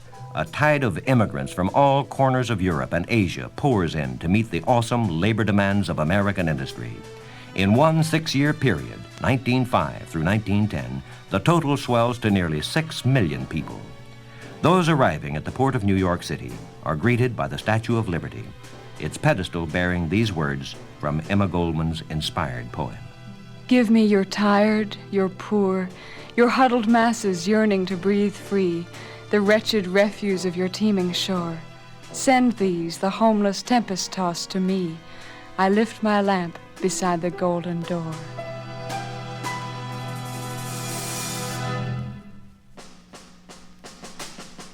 But for many new Americans, this inspiring sentiment proves hollow. They find bad working conditions and low wages in smoky, noisy factories and sweatshops. Such conditions arouse protest, and the nation is torn by labor unrest. 1886, over 600,000 men strike. On May 4th, at a Chicago rally of radicals and anarchists, a bomb kills 7 policemen. The bomb thrower is never found, but 4 men are tried and executed. Also in 1886, the American Federation of Labor is founded. Its president, a former cigar maker named Samuel Gompers. Labor conflicts grow. Violence flares at a steel strike in Homestead, Pennsylvania. A bitter rail strike led by Eugene V. Debs rocks Chicago. In 1894, an Ohioan named Jacob S. Coxey leads several hundred unemployed men in a march on Washington. The gay 90s are far from gay. The farmers, unhappy over falling income and other grievances, find their hero in the silver-tongued orator William Jennings Bryan, who in 1896 makes the first of 3 unsuccessful tries for the presidency. As the century ends, the troubled nation turns to foreign affairs. In nearby Cuba, a repressive Spanish colonial government is harshly putting down a local independence movement. Americans are indignant. Then on February 15, 1898, an explosion of unknown origin sends the United States battleship Maine to the bottom of Havana Harbor. 260 lives are lost. The American public, inflamed by sensational newspaper reports, blames the Spanish. Remember the Maine becomes the rallying cry. The Spanish made conciliatory gestures, but President William McKinley cannot resist popular pressure. On April 11, 1898, the president asks Congress to declare war. On July 1st, Theodore Roosevelt, fresh out of the Navy Department, leads his Rough Riders in a romantic dash up San Juan Hill overlooking Santiago. 2 days later, the Spanish fleet attempts to escape from Santiago Harbor, but is destroyed by United States vessels. 1 American is killed, 474 Spanish seamen drowned. In the Philippines, Admiral George Dewey vanquishes another Spanish fleet in Manila Bay, and on August 13th, Manila falls. Within a few months, this nasty, unnecessary little war ends. Although American battle casualties are light, over 5,000 United States soldiers have died of tropical diseases. In 1900, the exuberant Theodore Roosevelt, hero of San Juan Hill, is elected vice president. In 1901, when William McKinley is assassinated, Roosevelt succeeds to the presidency. The nation seems to respond with a creative burst to the He-Man vitality of TR. The Panama Canal is begun. A great white fleet is sent around the world to all potential rivals. In 1903, a young Detroit engineer and inventor named Henry Ford organizes a motor company, and soon ungainly Model Ts dot the highways. In that year also, Wilbur and Orville Wright test their flying machine on the windy dunes of Kitty Hawk, North Carolina. Orville makes the first flight, 120 feet. By the end of the day, Wilbur coaxes the contraption to remain aloft for 59 seconds. In 1904, Americans visit the exciting St. Louis Exposition, singing a popular tune of the day, "Meet Me in St. Louis, Louis." In 1909, they cheer Robert E. Peary's epic dash to the North Pole. But beneath the surface, Americans are still profoundly disturbed. Big business appears to have grown heartless and irresponsible in the rush toward higher profits. The welfare of the weak is being neglected. Local government is complacent and corrupt. The simple virtues of an earlier America seem to have vanished. The various attempts to correct these evils constitute what is called the progressive movement. It begins with reform on the city and state level in Tom Johnson's Cleveland, Seth Lowe's New York City, Hiram Johnson's California, Robert La Follett's Wisconsin. Reform is spurred by the exposures of a group of journalists nicknamed muckrakers, Ida Tarbell, Lincoln Steffens, Upton Sinclair. In 1906, Sinclair publishes The Jungle, a book about the Chicago stockyards. A queasy Congress soon enacts a pure food and drug law. In 1912, the reform-minded nation elects to the presidency a college president turned governor, Woodrow Wilson. For a few years under Wilson, the reform impulse remains strong. But soon, threatening events abroad divert the United States.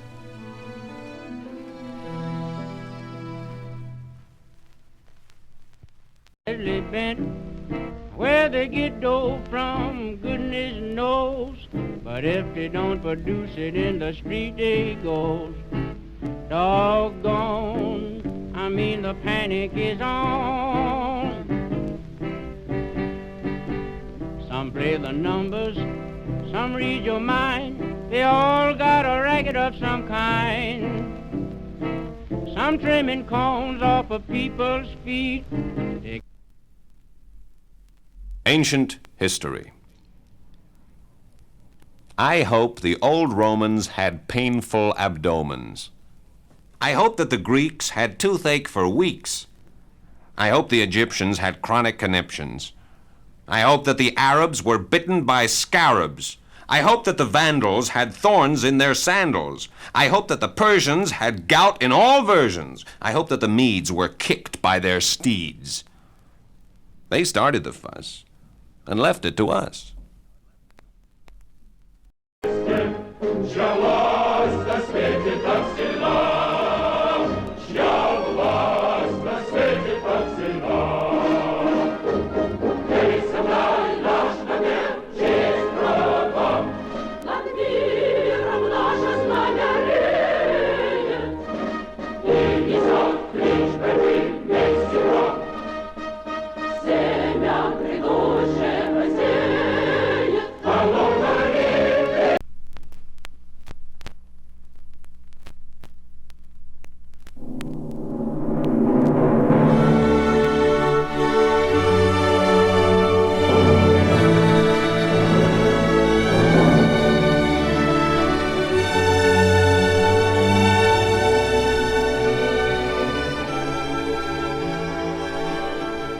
In the summer of 1836, when the Duke of Wellington was 67, Mr. Chadd, once a member of the diplomatic service, called on his old friend at Apsley House. I have been reading, Duke, the 4th volume of your dispatches just published. Aye, it quite interested me to look them over again. It recalled all the feelings of youth, especially the Indian dispatches. I felt young again, all the enterprise and excitement of that time. I had no idea of all the variety of knowledge necessary for a commander-in-chief. I wonder how you could suffice. Oh, I never should if I'd not been very young in command. We shall see how and why he sufficed.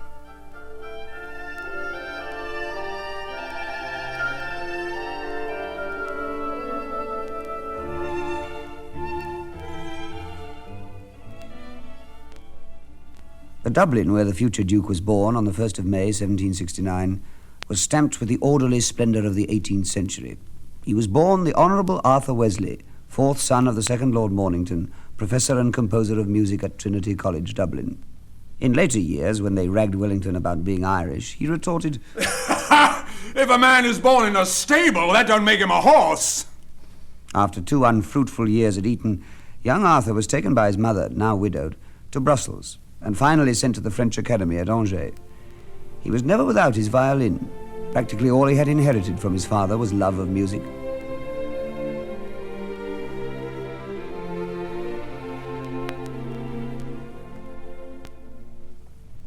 What was to be done with Lady Mornington's younger son? My awkward son, Arthur. Food for powder and nothing more. So they got him a commission in 1787, and 3 years later put him into the Irish Parliament as member for Trim. Then England declared war on revolutionary France, and the young member for Trim declared his political faith. It behoves us to lay before our gracious sovereign our determination to support and maintain the Constitution. I have no doubt of the loyalty of the Catholics of this country, and I trust that when the question will be brought forward, respecting their description of men, we will lay aside all animosities and act with moderation and dignity. Meanwhile, he took his soldiering seriously. Since I've undertaken a profession, I'd better try to understand it. A new experience made him turn exclusively towards a military career. He fell in love with Lord Longford's sister, the Honourable Catherine Pakenham. Vows were exchanged. But what are vows without a competence? Arthur must rise in his profession. So he went to the wars, first burning his fiddle. Philip Goodella, his biographer, says, perhaps an artist died then. He never cared to have it spoken of. Colonel Wesley's first experience of active service was in 1794, a ghastly retreat. The Duke of York evacuated his expeditionary force from the continent, Wesley covering his rear. The campaign has taught me what not to do, and that's always something. No one knew anything of the management of an army, though many of the regiments were excellent. A time was to come when even regiments that were not excellent would be made so by Wellington's management. But young Colonel Wesley was not destined to face again the onrush of the French flood in Europe. In 1896, he was sent to India. At 27, with family name changed to Wellesley, Captain Ellers remembered him as all life and spirits, with a remarkably large aquiline nose, a clear blue eye, remarkably clean in his person. He spoke at this time remarkably quickly. In fact, quite a remarkable person. Those 8 years in India were the decisive turning point in his life. Before, all had been tentative. Now he became a victorious general, a governor of conquered territory, a diplomat, a dedicated administrator who was virtually his own chief of staff and staff rolled into one. Yet he never got lost in detail, but was always aware of the world context. That made fighting the Sultan of Mysore seem an inescapable necessity. Suppose Frenchmen enlisted with the Indian princes. Well, they would shortly discipline their numerous armies in the mode which they've adopted in Europe, than which nothing could be more formidable. In the end, the country would not be worth keeping. Indeed, there had been that French-led, numerically superior Maratha force at Assaye. He defeated them by the sixth sense he always developed on the battlefield. Years afterwards, little Mr. Chadd asked the Duke during dinner at Stratfield Say, "Pray, Duke, what is the best thing you ever did in the fighting line?" Assaye. He did not add a word. Waterloo was not won on the playing fields of Eton, but on the plains of India. India also taught him the habit of personal integrity.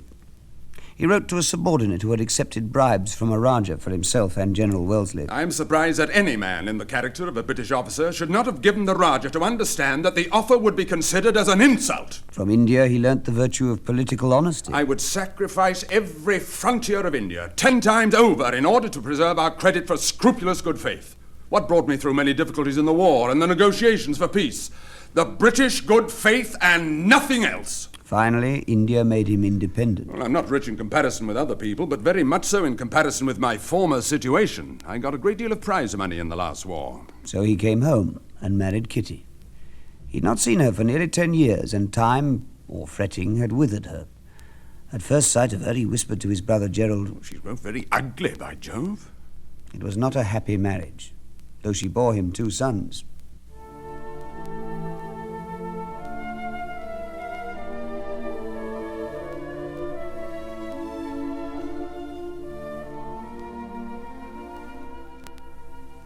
Wellesley remained in Ireland as Chief Secretary until 1808, with a brief break to take part in successful operations against Copenhagen.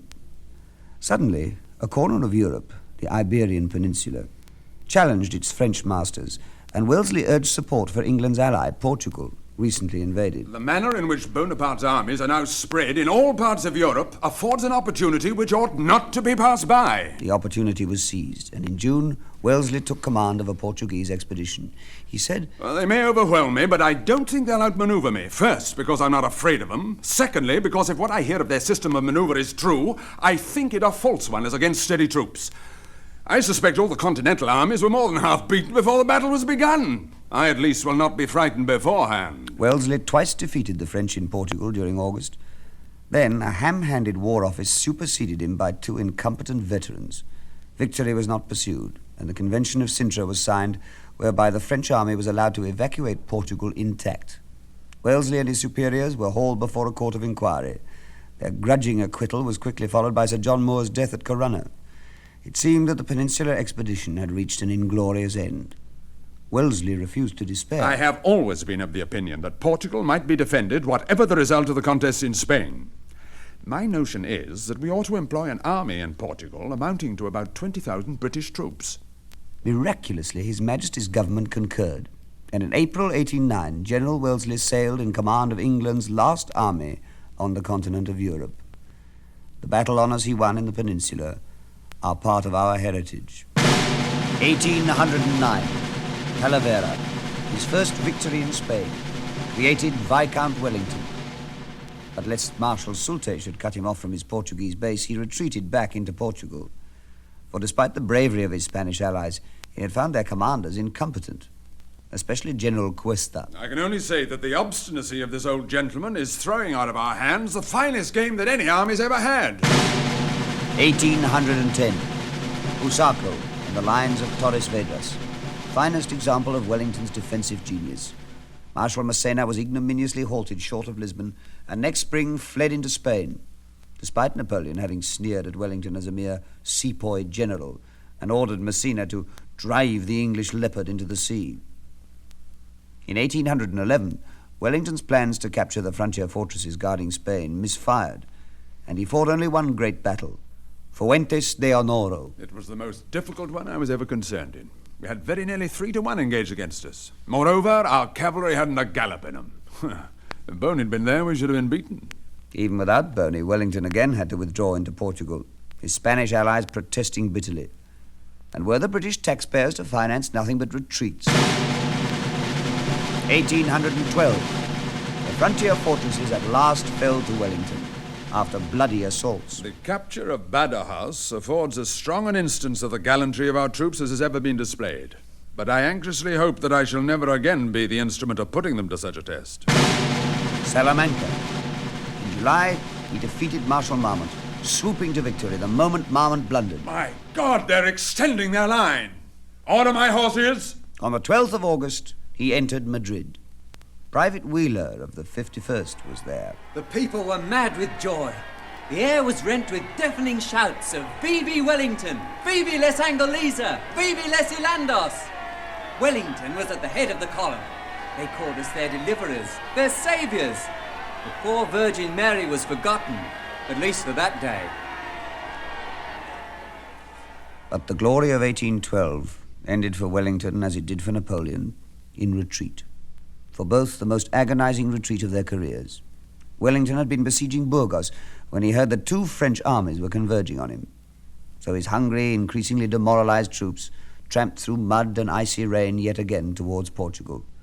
6,000 were lost on the road through sickness, straggling, looting, robbery with murder. This number would have been far greater but for Wellington's extreme firmness. The commander of the forces desires that notice may be given to the soldiers that he's this day ordered 2 men to be hanged who were caught in the act of shooting pigs. The number of soldiers straggling from their regiments for no reason except to plunder is a disgrace to the army. During the Peninsular War, Wellington called his soldiers more than once the worst army that has ever left England. He wrote to the War Office. The government expects that people will become soldiers in the line and leave their families to starve, when if they become soldiers in the militia at home, their families are provided for. And what's the consequence? That none but the worst description of men enter the regular service. And in later years he would sometimes say, well, the French army is composed very differently from ours. The conscription calls out every class, no matter whether your son or my son, all must march. But ours are the very scum of the earth. Now, people talk of their enlisting for their fine military feeling, all stuff. Some enlist for having got bastard children, some for minor offences, many more for drink. He said that twice, but each time he added, it really is wonderful that we should have made them the fine fellows they are. Or let us hear what one of the scum had to say about the peer, as Wellington was often called by his men. We would rather see his long nose in the fight any day than reinforcement of 10,000 men.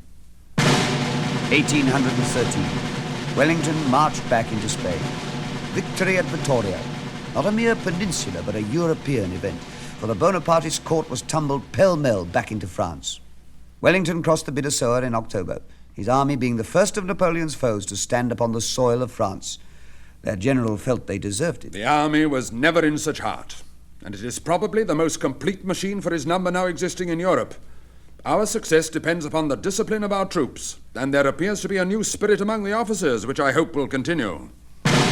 1814. Toulouse entered. While the people cheered outside, an officer rushed into Wellington's room. I have extraordinary news for you, my lord. I thought so. I knew we should have peace. I've long expected it. No. Napoleon has abdicated. How, abdicated?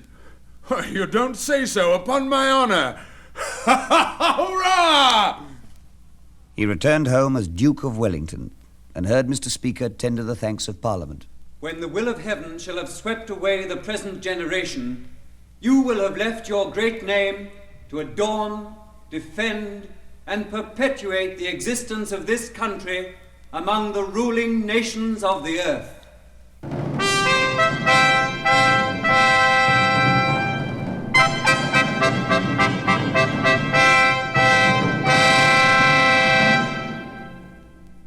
Napoleon was in Elba, but someone had heard him say that he would return with the Violets the following spring. Meanwhile, Paris in 1814 sparkled. As British ambassador, the Duke was lionized by all, from lovely Madame Recamier to formidable Madame de Staël. In January 1815, he went back to Vienna, where statesmen were busy easing the old regime back into place. Early in March, with the Violets, came the news that Napoleon had escaped. From April to June, Wellington waited for him in Brussels. Suddenly, on the 15th, Napoleon pounced across the frontier, driving back Wellington's Prussian allies. That night, the Duchess of Richmond gave her splendid ball at Brussels. The Duke looked in on it. There was much whisperings. Groups of officers left hurriedly.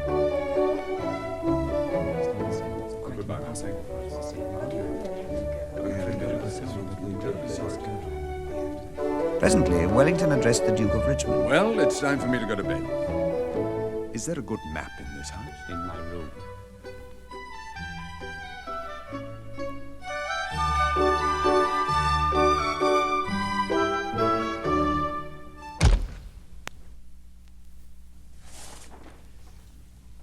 Napoleon has humbugged me, by God. He's gained 24 hours' march on me. What do you intend doing? Well, I've ordered the army to concentrate at Quatre Bras, but we shan't stop him there. And if so, I must fight him here.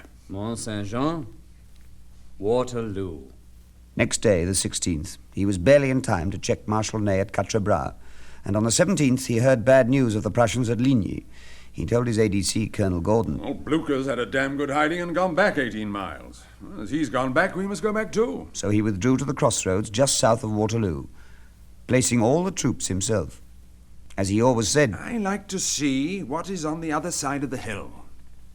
The terrain admirably suited the tactics he had brought to perfection in the peninsula.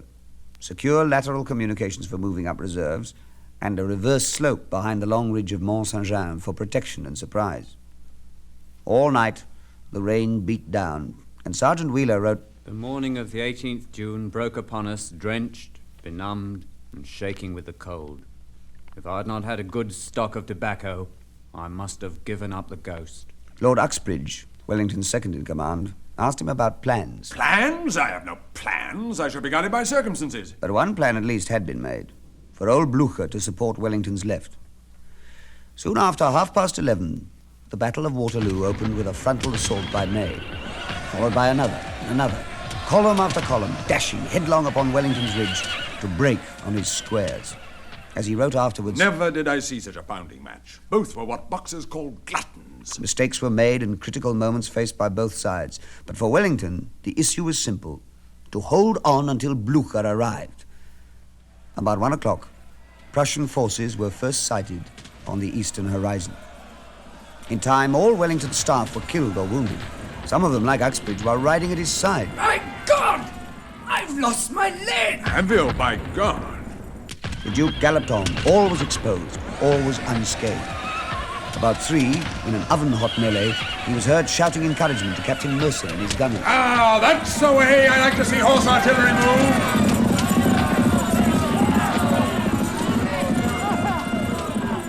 Towards sunset, Napoleon launched his last battalions, the Imperial Guard. Ensign Leake said the awesome pas de charge sounded like this: the rum-dum, the rum-dum, the rum-a-dum-dum-a-dum, dum-dum.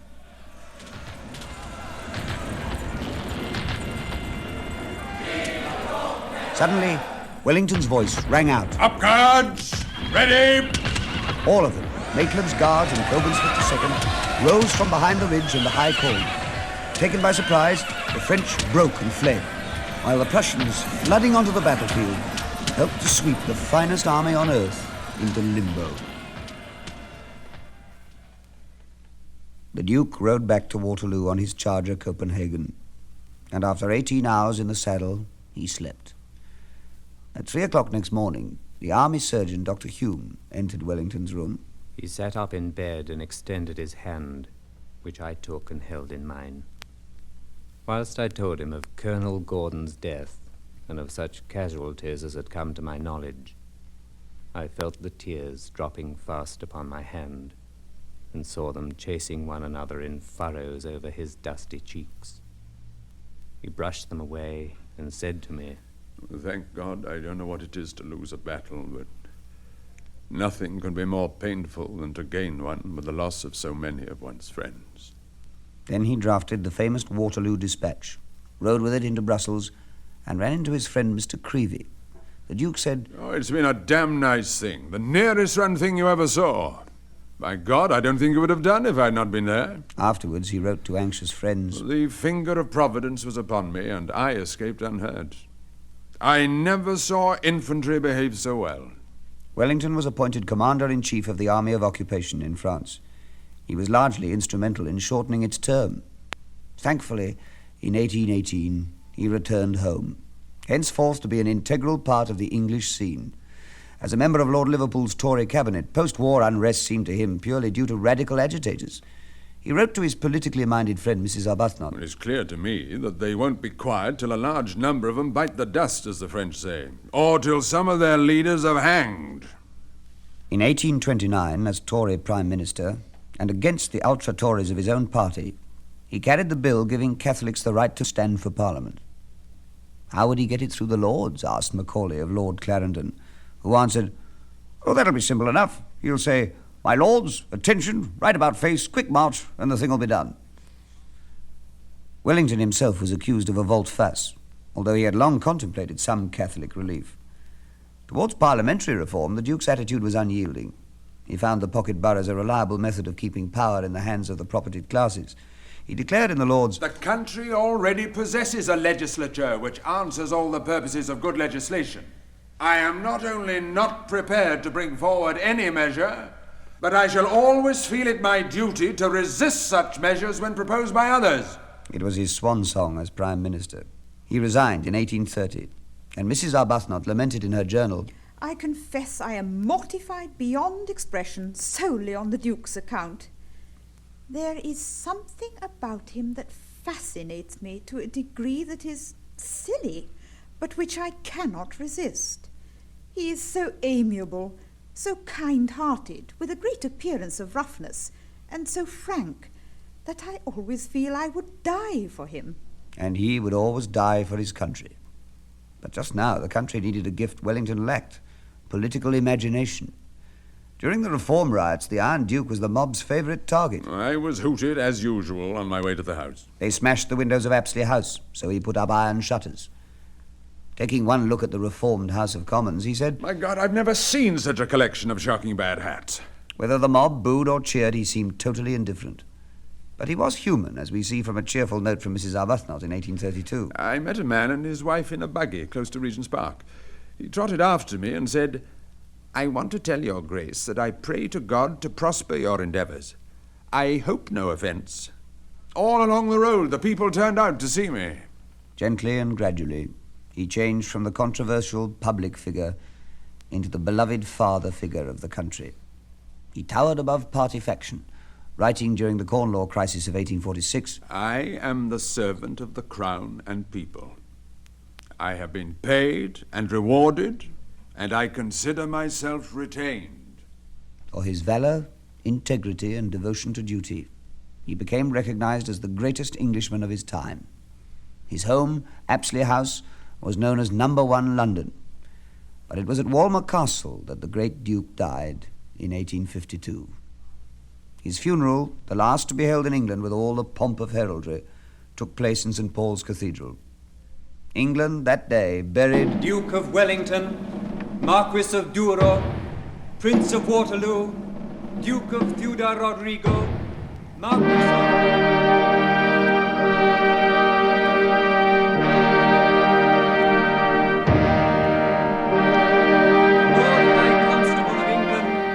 Warden of the Cinque Ports, Lord Lieutenant of Hampshire, Chancellor of Oxford.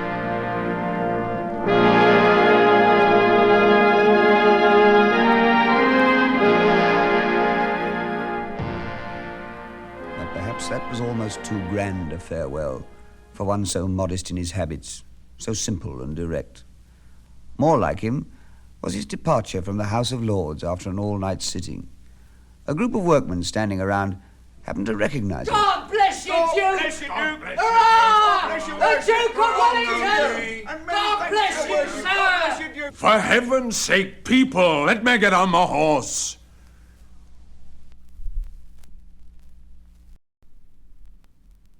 Dust. Agatha Morley, all her life, grumbled at dust, like a good wife.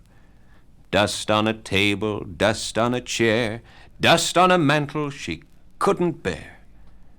She forgave faults in man and child, but a dusty shelf would set her wild.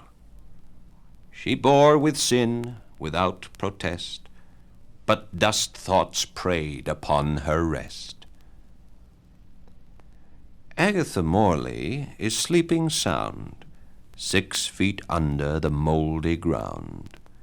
6 feet under the earth she lies, with dust at her feet and dust in her eyes. War. Dawn came slowly, almost not at all. The sun crept over the hill, cautiously, fearful of being hit by mortar fire.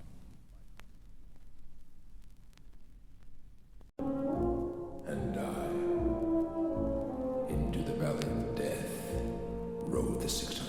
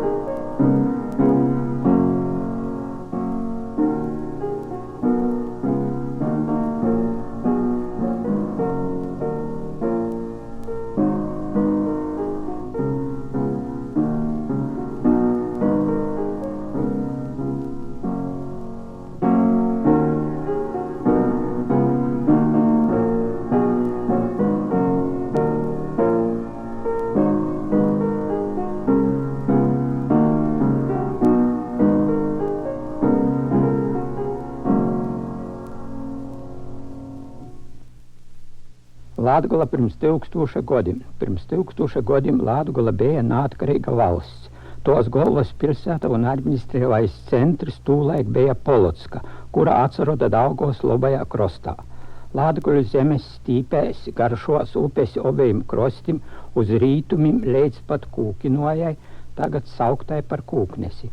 Latgolas teritorija bija sadalīta atsevišķos porvaldes apgabalus, kurus sauca par valstim, un tūs porvaldēja īpaši administratori saukti par vecākiem.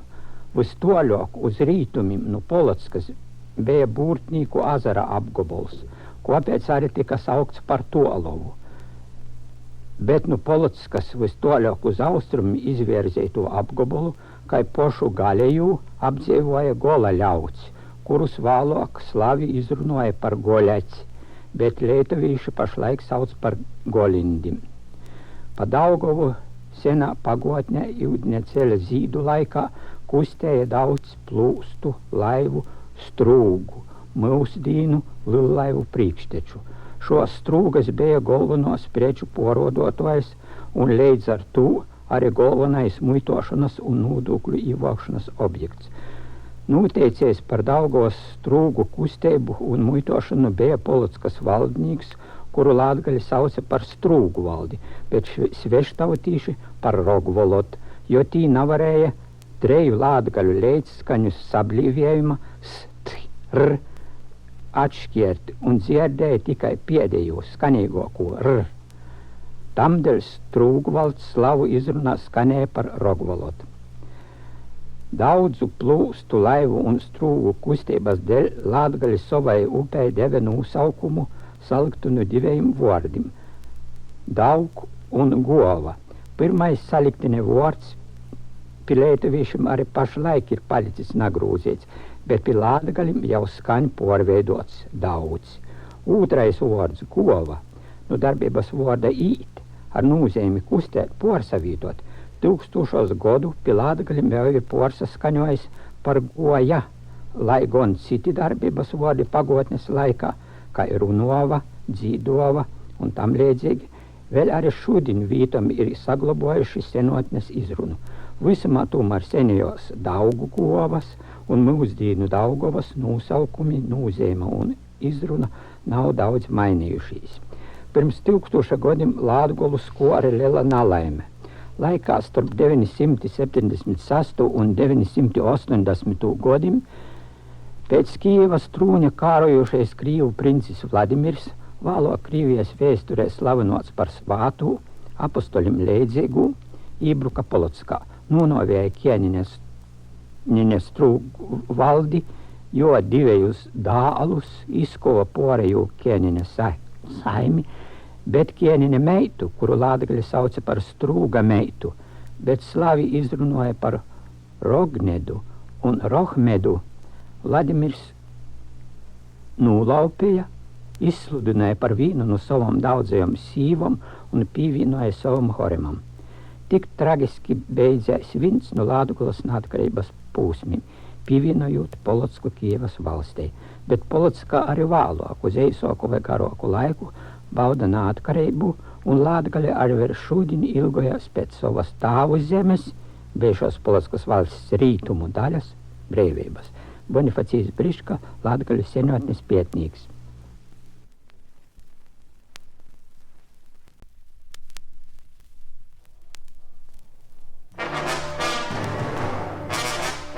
August 1914. Imperial Germany declares war on Russia and France and launches a crushing invasion of defenseless Belgium.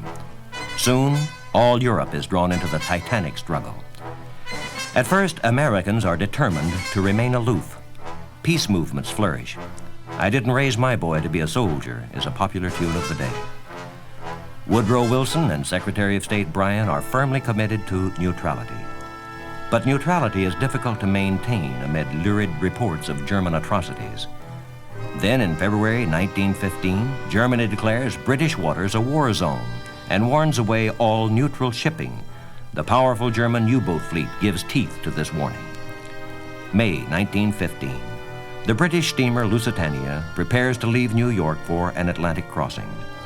In a newspaper advertisement, the German embassy warns passengers of their danger, but few heed. On May 7th, a German torpedo sends the Lusitania to a watery grave. Of the 1,200 victims, over 100 are Americans. Wilson protests vigorously, so vigorously that the pacifist Bryan resigns. For a time, Germany moderates its U-boat campaign, sparing passenger ships. Wilson wins re-election in 1916 on the slogan, "He kept us out of war." But in February 1917, Germany resumes unlimited U-boat warfare, and more American lives are lost. America's deteriorating relations with Germany snap altogether in March when a secret message from the German foreign minister to the German ambassador in Mexico is intercepted. It promises to return to Mexico her lost territories of Texas, New Mexico, and Arizona if Mexico will join Germany in making war on the United States. On April 2nd, 1917, a somber Wilson asks Congress for a declaration of war. It is a fearful thing to lead this great peaceful people into war, into the most terrible and disastrous of all wars, civilization itself seeming to be in the balance. But the right is more precious than peace, and we shall fight for the things which we have always carried nearest our hearts. The nation girds for conflict. A draft is imposed, and a generation of young Americans dons the olive drab of the United States Army. As the troops go off to war, the nation's mood is excited, almost gay. War fever produces a wave of intolerance. German Americans are persecuted by their neighbors. Sauerkraut becomes liberty cabbage. German music is banned in some cities, and Americans who criticize the war are clapped into jail. By the spring of 1918, the American Expeditionary Force in France numbers 500,000 men.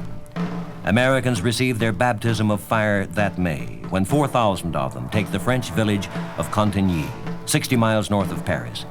Cantigny is a small action, but the newcomers have proven their fighting mettle. In May also, the Germans are perilously close to Paris. French General Foch orders the Americans into action. Their assignment, recapture Belleau Wood, a small but strategic region 50 miles northeast of Paris. Despite heavy losses, the doughboys achieved their objective on June 6th. By July, 1 million American soldiers are in France.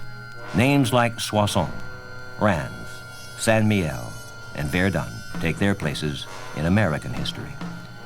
Losses are heavy.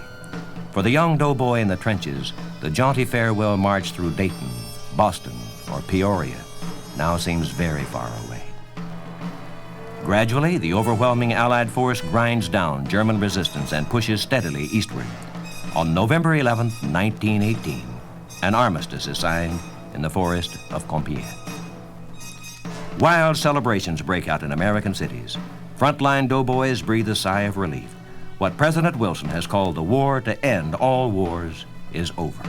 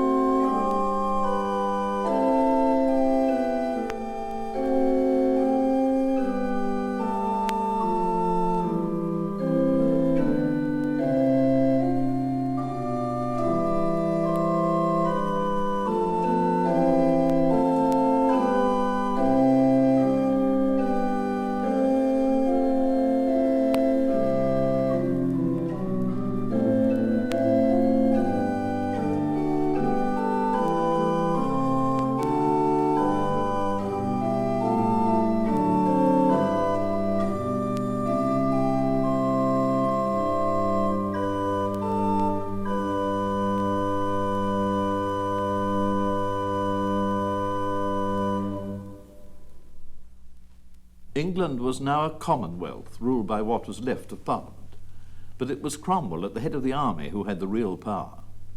With the army he defeated the attempts of the Royalists in Scotland to make Charles II king. His last and final victory at Worcester broke the Scots and made Charles II a fugitive. The dimensions of this mercy are above my thoughts. It is, for aught I know, a crowning mercy. He came back to London and was welcomed by an immense crowd. There would have been a still mightier crowd to see me hanged. But a foreign observer said, "Indeed, there cannot be discovered in him any ambition save for the public good.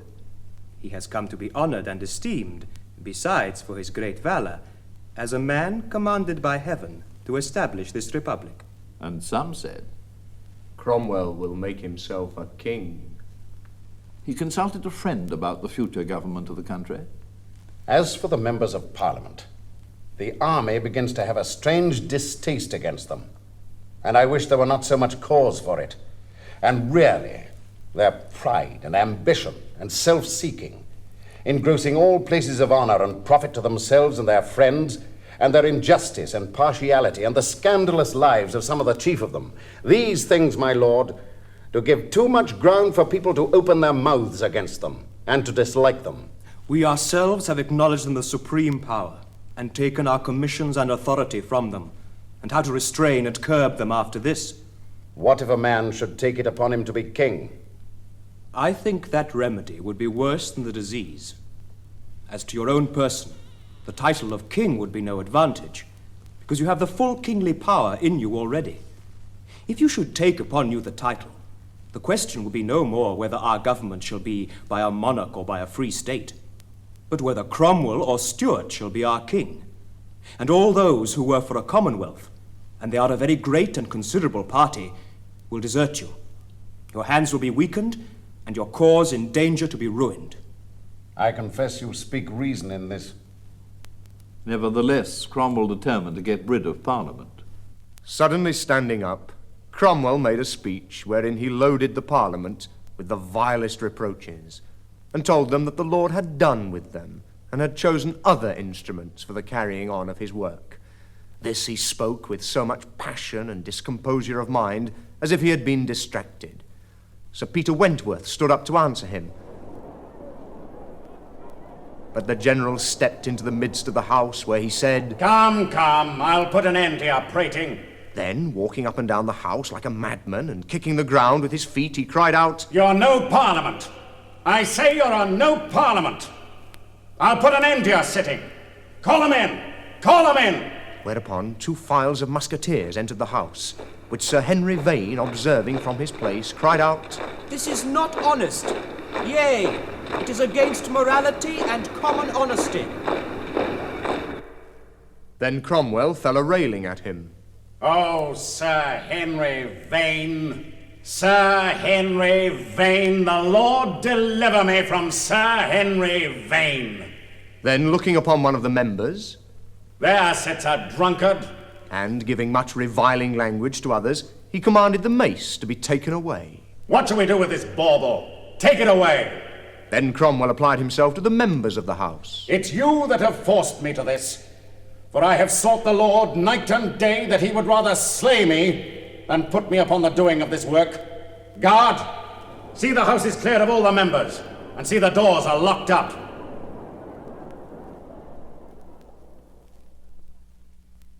Though Cromwell refused to take the title of king, he was made Lord Protector with much pomp and ceremony. What a comely and glorious sight it is to behold a Lord Protector in a purple robe, with a scepter in his hand, with a sword of justice girt about him, and his eyes fixed upon the Bible. Long may you enjoy them all to your own comfort and the comfort of the people of these nations. I do, in the presence and by the name of God Almighty, promise and swear that to the uttermost of my power I will uphold and maintain the true Reformed Protestant religion, and encourage the profession and professors of the same, and that to the utmost of my power I will endeavor, as Chief Magistrate of these 3 nations, the maintenance and preservation of the just rights and privileges of the people thereof, and shall in all things, according to my best knowledge and power, govern the people of these nations according to law. And he told his new Parliament, The liberty and prosperity of this nation depends on a reformation of manners. You will be a blessing to the nation, and by this be more repairers of breaches than anything in the world. Truly these things do respect the souls of men and the spirits, which are the men. The mind is the man. If that be kept pure, a man signifies somewhat. If not, I would very fain see what difference there is betwixt him and a beast. The Royalists tried to start a 3rd civil war. Cromwell's answer was a military dictatorship. He made his trusted major generals the real rulers of the country. We have certain intelligence that our enemies are contriving new troubles and commotions out of which they hope to work their own advantages, and are also using all manners of endeavors to stir up and engage foreign princes to invade us. We have, in this time of imminent danger for the safety of the Commonwealth, as well against foreign invasions and homebred insurrections and rebellions, been necessitated to raise militia of horse. And we, reposing entire trust in your approved fidelity, ordain you to be Major General, and give full power and authority unto you to take into your charge the said militia forces, and to conduct and lead them against all and singular enemies, rebels, traitors, and other offenders against us and this Commonwealth. There were plots to murder Cromwell. Parliament congratulated him on his escape. You have put this trouble upon yourselves on this occasion. There be 2 things which fill me full of sense. One is the mercy on a poor, unworthy creature. The second is this great and unexpected kindness of Parliament in manifesting such a sense thereof. That which detracts from the thing is the inconsiderableness and unworthiness of the person that hath been the subject of this deliverance, to wit myself. And if there be a mercy in it to me, I wish I may never reckon it on any other account than this, that the life that is lengthened may be spent and improved to the honor of God, who hath vouchsafed the mercy, and the service of you and those you represent. But he found this Parliament, as he had found all his parliaments, something he could not work with. I have taken my oath to govern according to the laws that are now made, and I trust I shall fully answer it. And no, I sought not this place.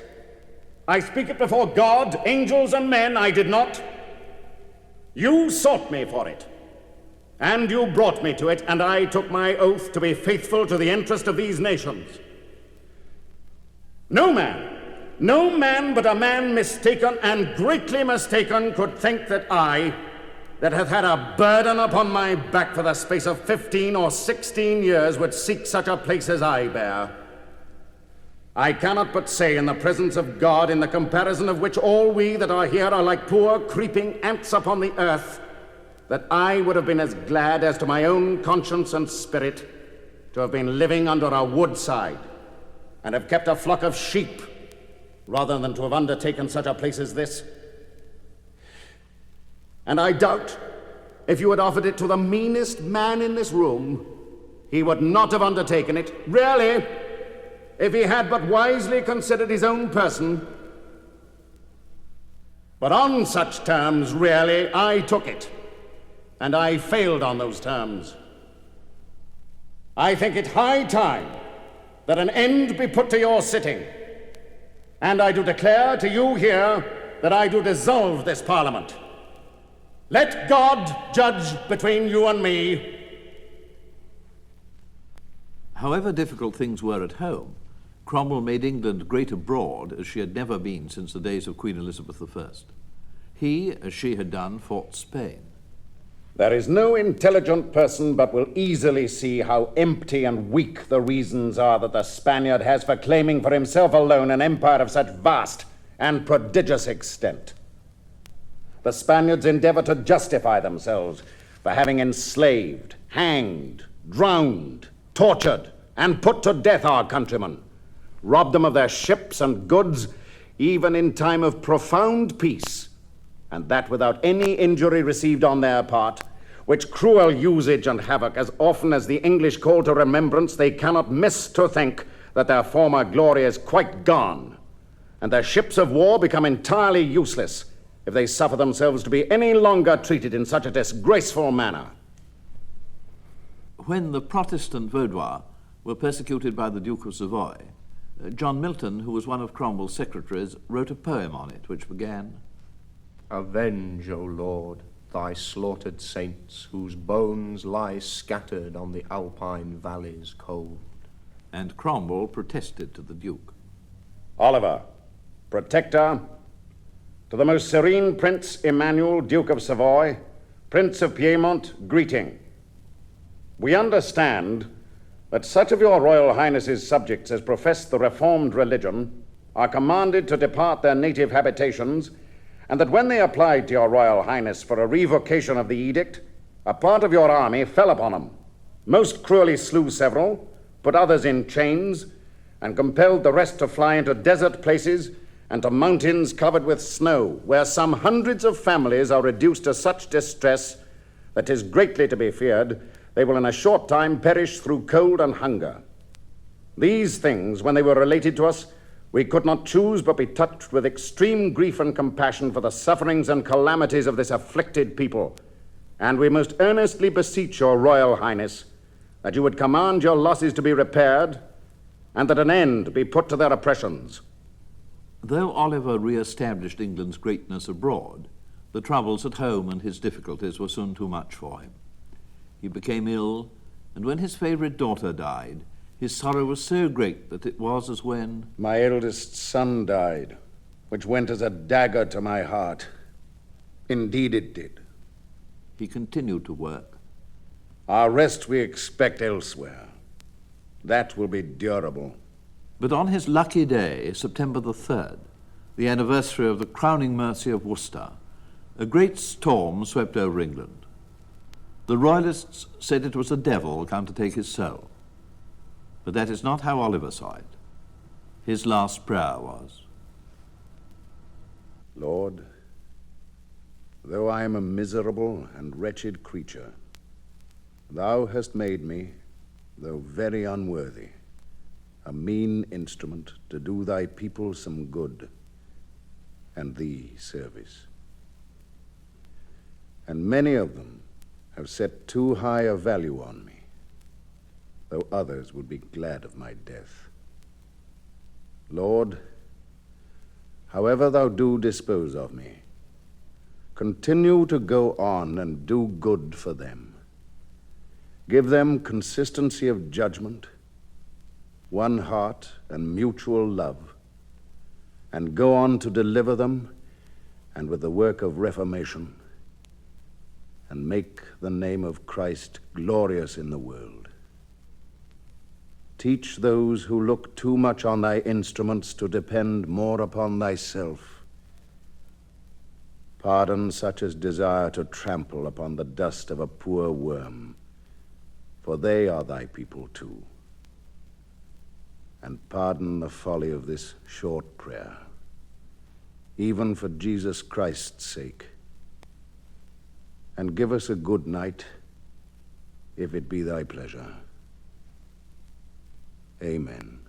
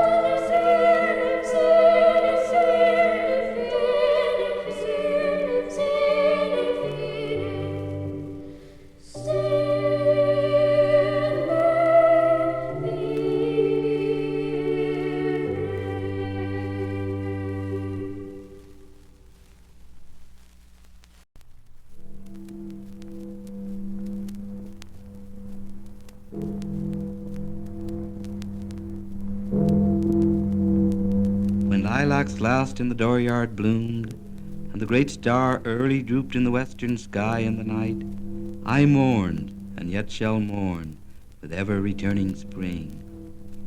Ever-returning spring, Trinity sure to me you bring, lilac blooming perennial, and drooping star in the west, and thought of him I love. O powerful western fallen star, O shades of night, O moody, tearful night, O great star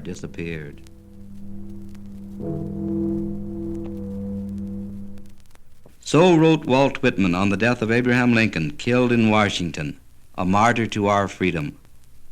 The Civil War was over. Lincoln was dead. Emancipation had begun, and the period historians call the Reconstruction. For a little while, freedom was wonderful. There were Negro representatives from the South in Congress. Negroes held city and state offices. Then the reaction set in. The vote was taken away from the freedmen in many states. The Ku Klux Klan began to ride. Jim Crow cars made their appearance on the railroads. Negro churches and schools were burned. White teachers were driven away from the South.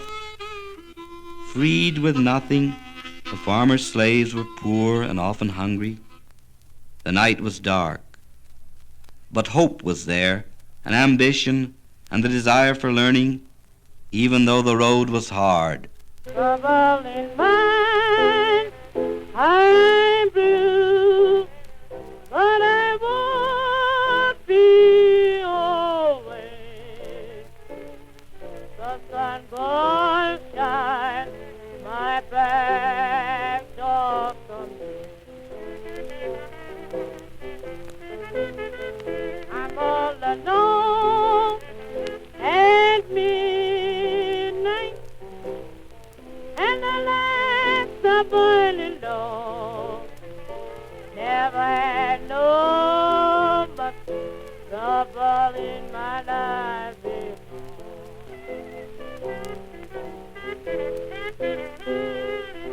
Something love done quit me, and it's sure to be my mind. Some days I feel like living, sometimes I feel like dying. I'm gonna lay my head on some lonesome railroad line, and let the 219 train satisfy my mind. Trouble in mind, I'm blue, but I won't be always. The sun gonna shine in my back door someday.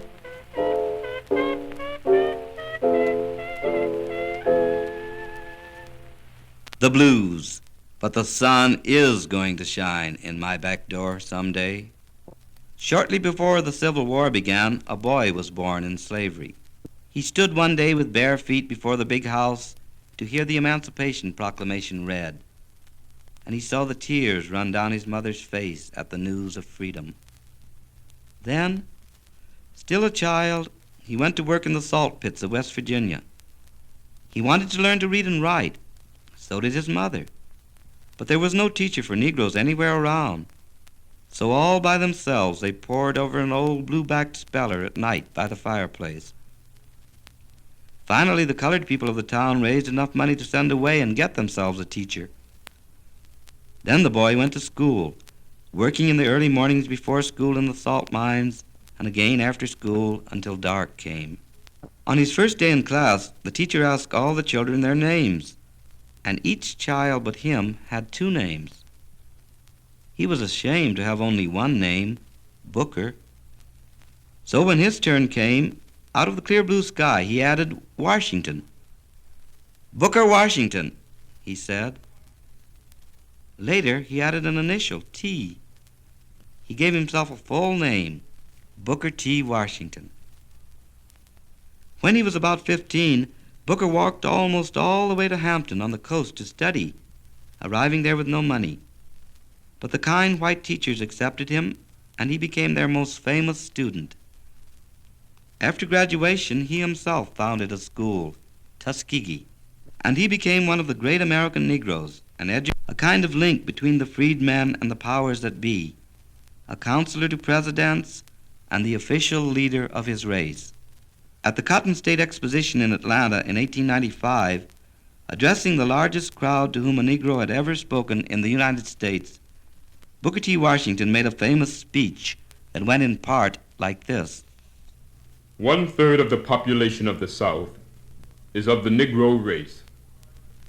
No enterprise seeking the material, civil, or moral welfare of this section can disregard this element of our population and reach the highest success. Once a ship lost at sea for many days suddenly sighted a friendly vessel. From the mast of the unfortunate vessel was seen a signal, "Water, water, we die of thirst." The answer from the friendly vessel came back, "Cast down your bucket where you are." A second time the signal, "Water, water, send us water," ran up the distressed vessel and was answered, "Cast down your bucket where you are." The captain of the distressed vessel, at last heeding the injunction, cast down his bucket, and it came up full of fresh, sparkling water from the Amazon River. To those of my race who underestimate the importance of cultivating friendly relations with the Southern white man, who is their next-door neighbor, I would say, cast down your bucket where you are. Cast it down in making friends in every manly way of the people of all races by whom we are surrounded. Cast it down in agriculture, mechanics, in commerce, in domestic service, and in the professions. No race can prosper till it learns there is as much dignity in tilling a field as in writing a poem. To those of the white race, I would repeat what I say to my own race. Cast down your bucket where you are. Cast it down among the 8 millions of Negroes whose habits you know, whose fidelity you have tested. Cast down your bucket among these people who have tilled your fields, cleared your forest, and brought forth treasures from the bowels of the earth. Cast down your bucket among my people. Help and encourage them to the education of head, hand, and heart. There is no defense or security for any of us, except in the highest intelligence and development of all. This will bring to our beloved South a new heaven and a new earth. Tuskegee became a model industrial school. Educators came from all over the world to study its methods of teaching people how to let down their buckets where they are, getting the most out of the soil and surroundings they live in. To Tuskegee, Booker T. Washington brought a young agricultural chemist, George Washington Carver, who was to become just as famous as the founder of the school.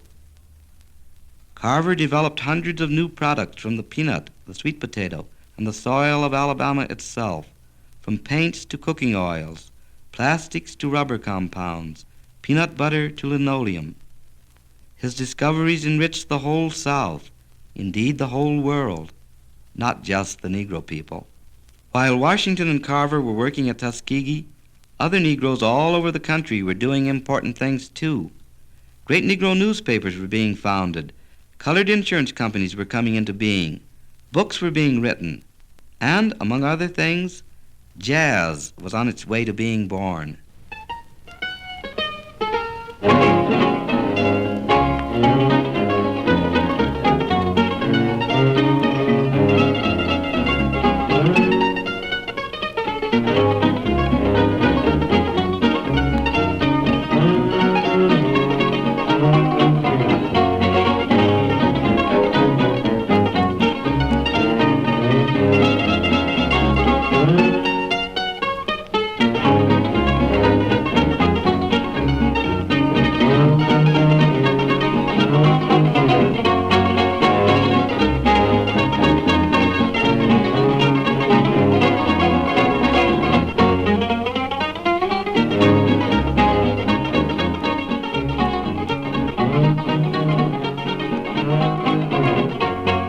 Meanwhile, in Dayton, Ohio, a colored elevator boy was writing poetry. His father and mother had been slaves, and it was young Paul Laurence Dunbar, as a child in school, who helped his mother learn to read and write. Dunbar grew up to publish many books, to lecture in England, and to write Broadway shows. One of Dunbar's poems, famous at the turn of the century, is about a father coming home from a long day's work, playfully picking up his baby son and saying, "Little brown baby with sparkling eyes, come to you, pappy, and sit on his knee. What you been doing, sir? Making sand pies? Look at that bib. You's as dirty as me. Look at that mouth. That's molasses, I bet. Come here, Mariah, and wipe off his hands. Bee's going to catch you and eat you up yet, being so sticky and sweet. Goodness lands. Little brown baby with sparkling eyes, who's pappy's darling and who's pappy's child? Who is it all the day never once tries for to be cross or once loses that smile? Where did you get them teeth? My, you's a scamp. Where did that dimple come from in you chin? Pappy don't know you. I believe you's a tramp. Mammy, this here's some old straggler got in. Let's throw him out the door on the sand. We don't want no straggler laying around here. Let's give him away to the big booger man. I know he's hiding around here right near. Boogeyman, come in the door. Here's a bad boy you can have for to eat. Mammy and Pappy don't want him no more. Swallow him down from his head to his feet. There now. I thought that you'd hug me up close. Go back, old booger. You shouldn't have this boy. He ain't no tramp nor no straggler, of course. He's Pappy's partner and playmate and joy. Come to you pallet now. Go to you rest. Wish you could always know ease and clear skies. Wish you could stay just a child on my breast. Little brown baby with sparkling eyes. Down in New Orleans, a little brown boy in the band at the waif's home began to play on a battered old cornet the music that he had always heard. This lad played so beautifully that the people stopped on the streets to stand at the curb whenever his band passed. Later, this boy from New Orleans became one of the great kings of jazz, Louis Armstrong.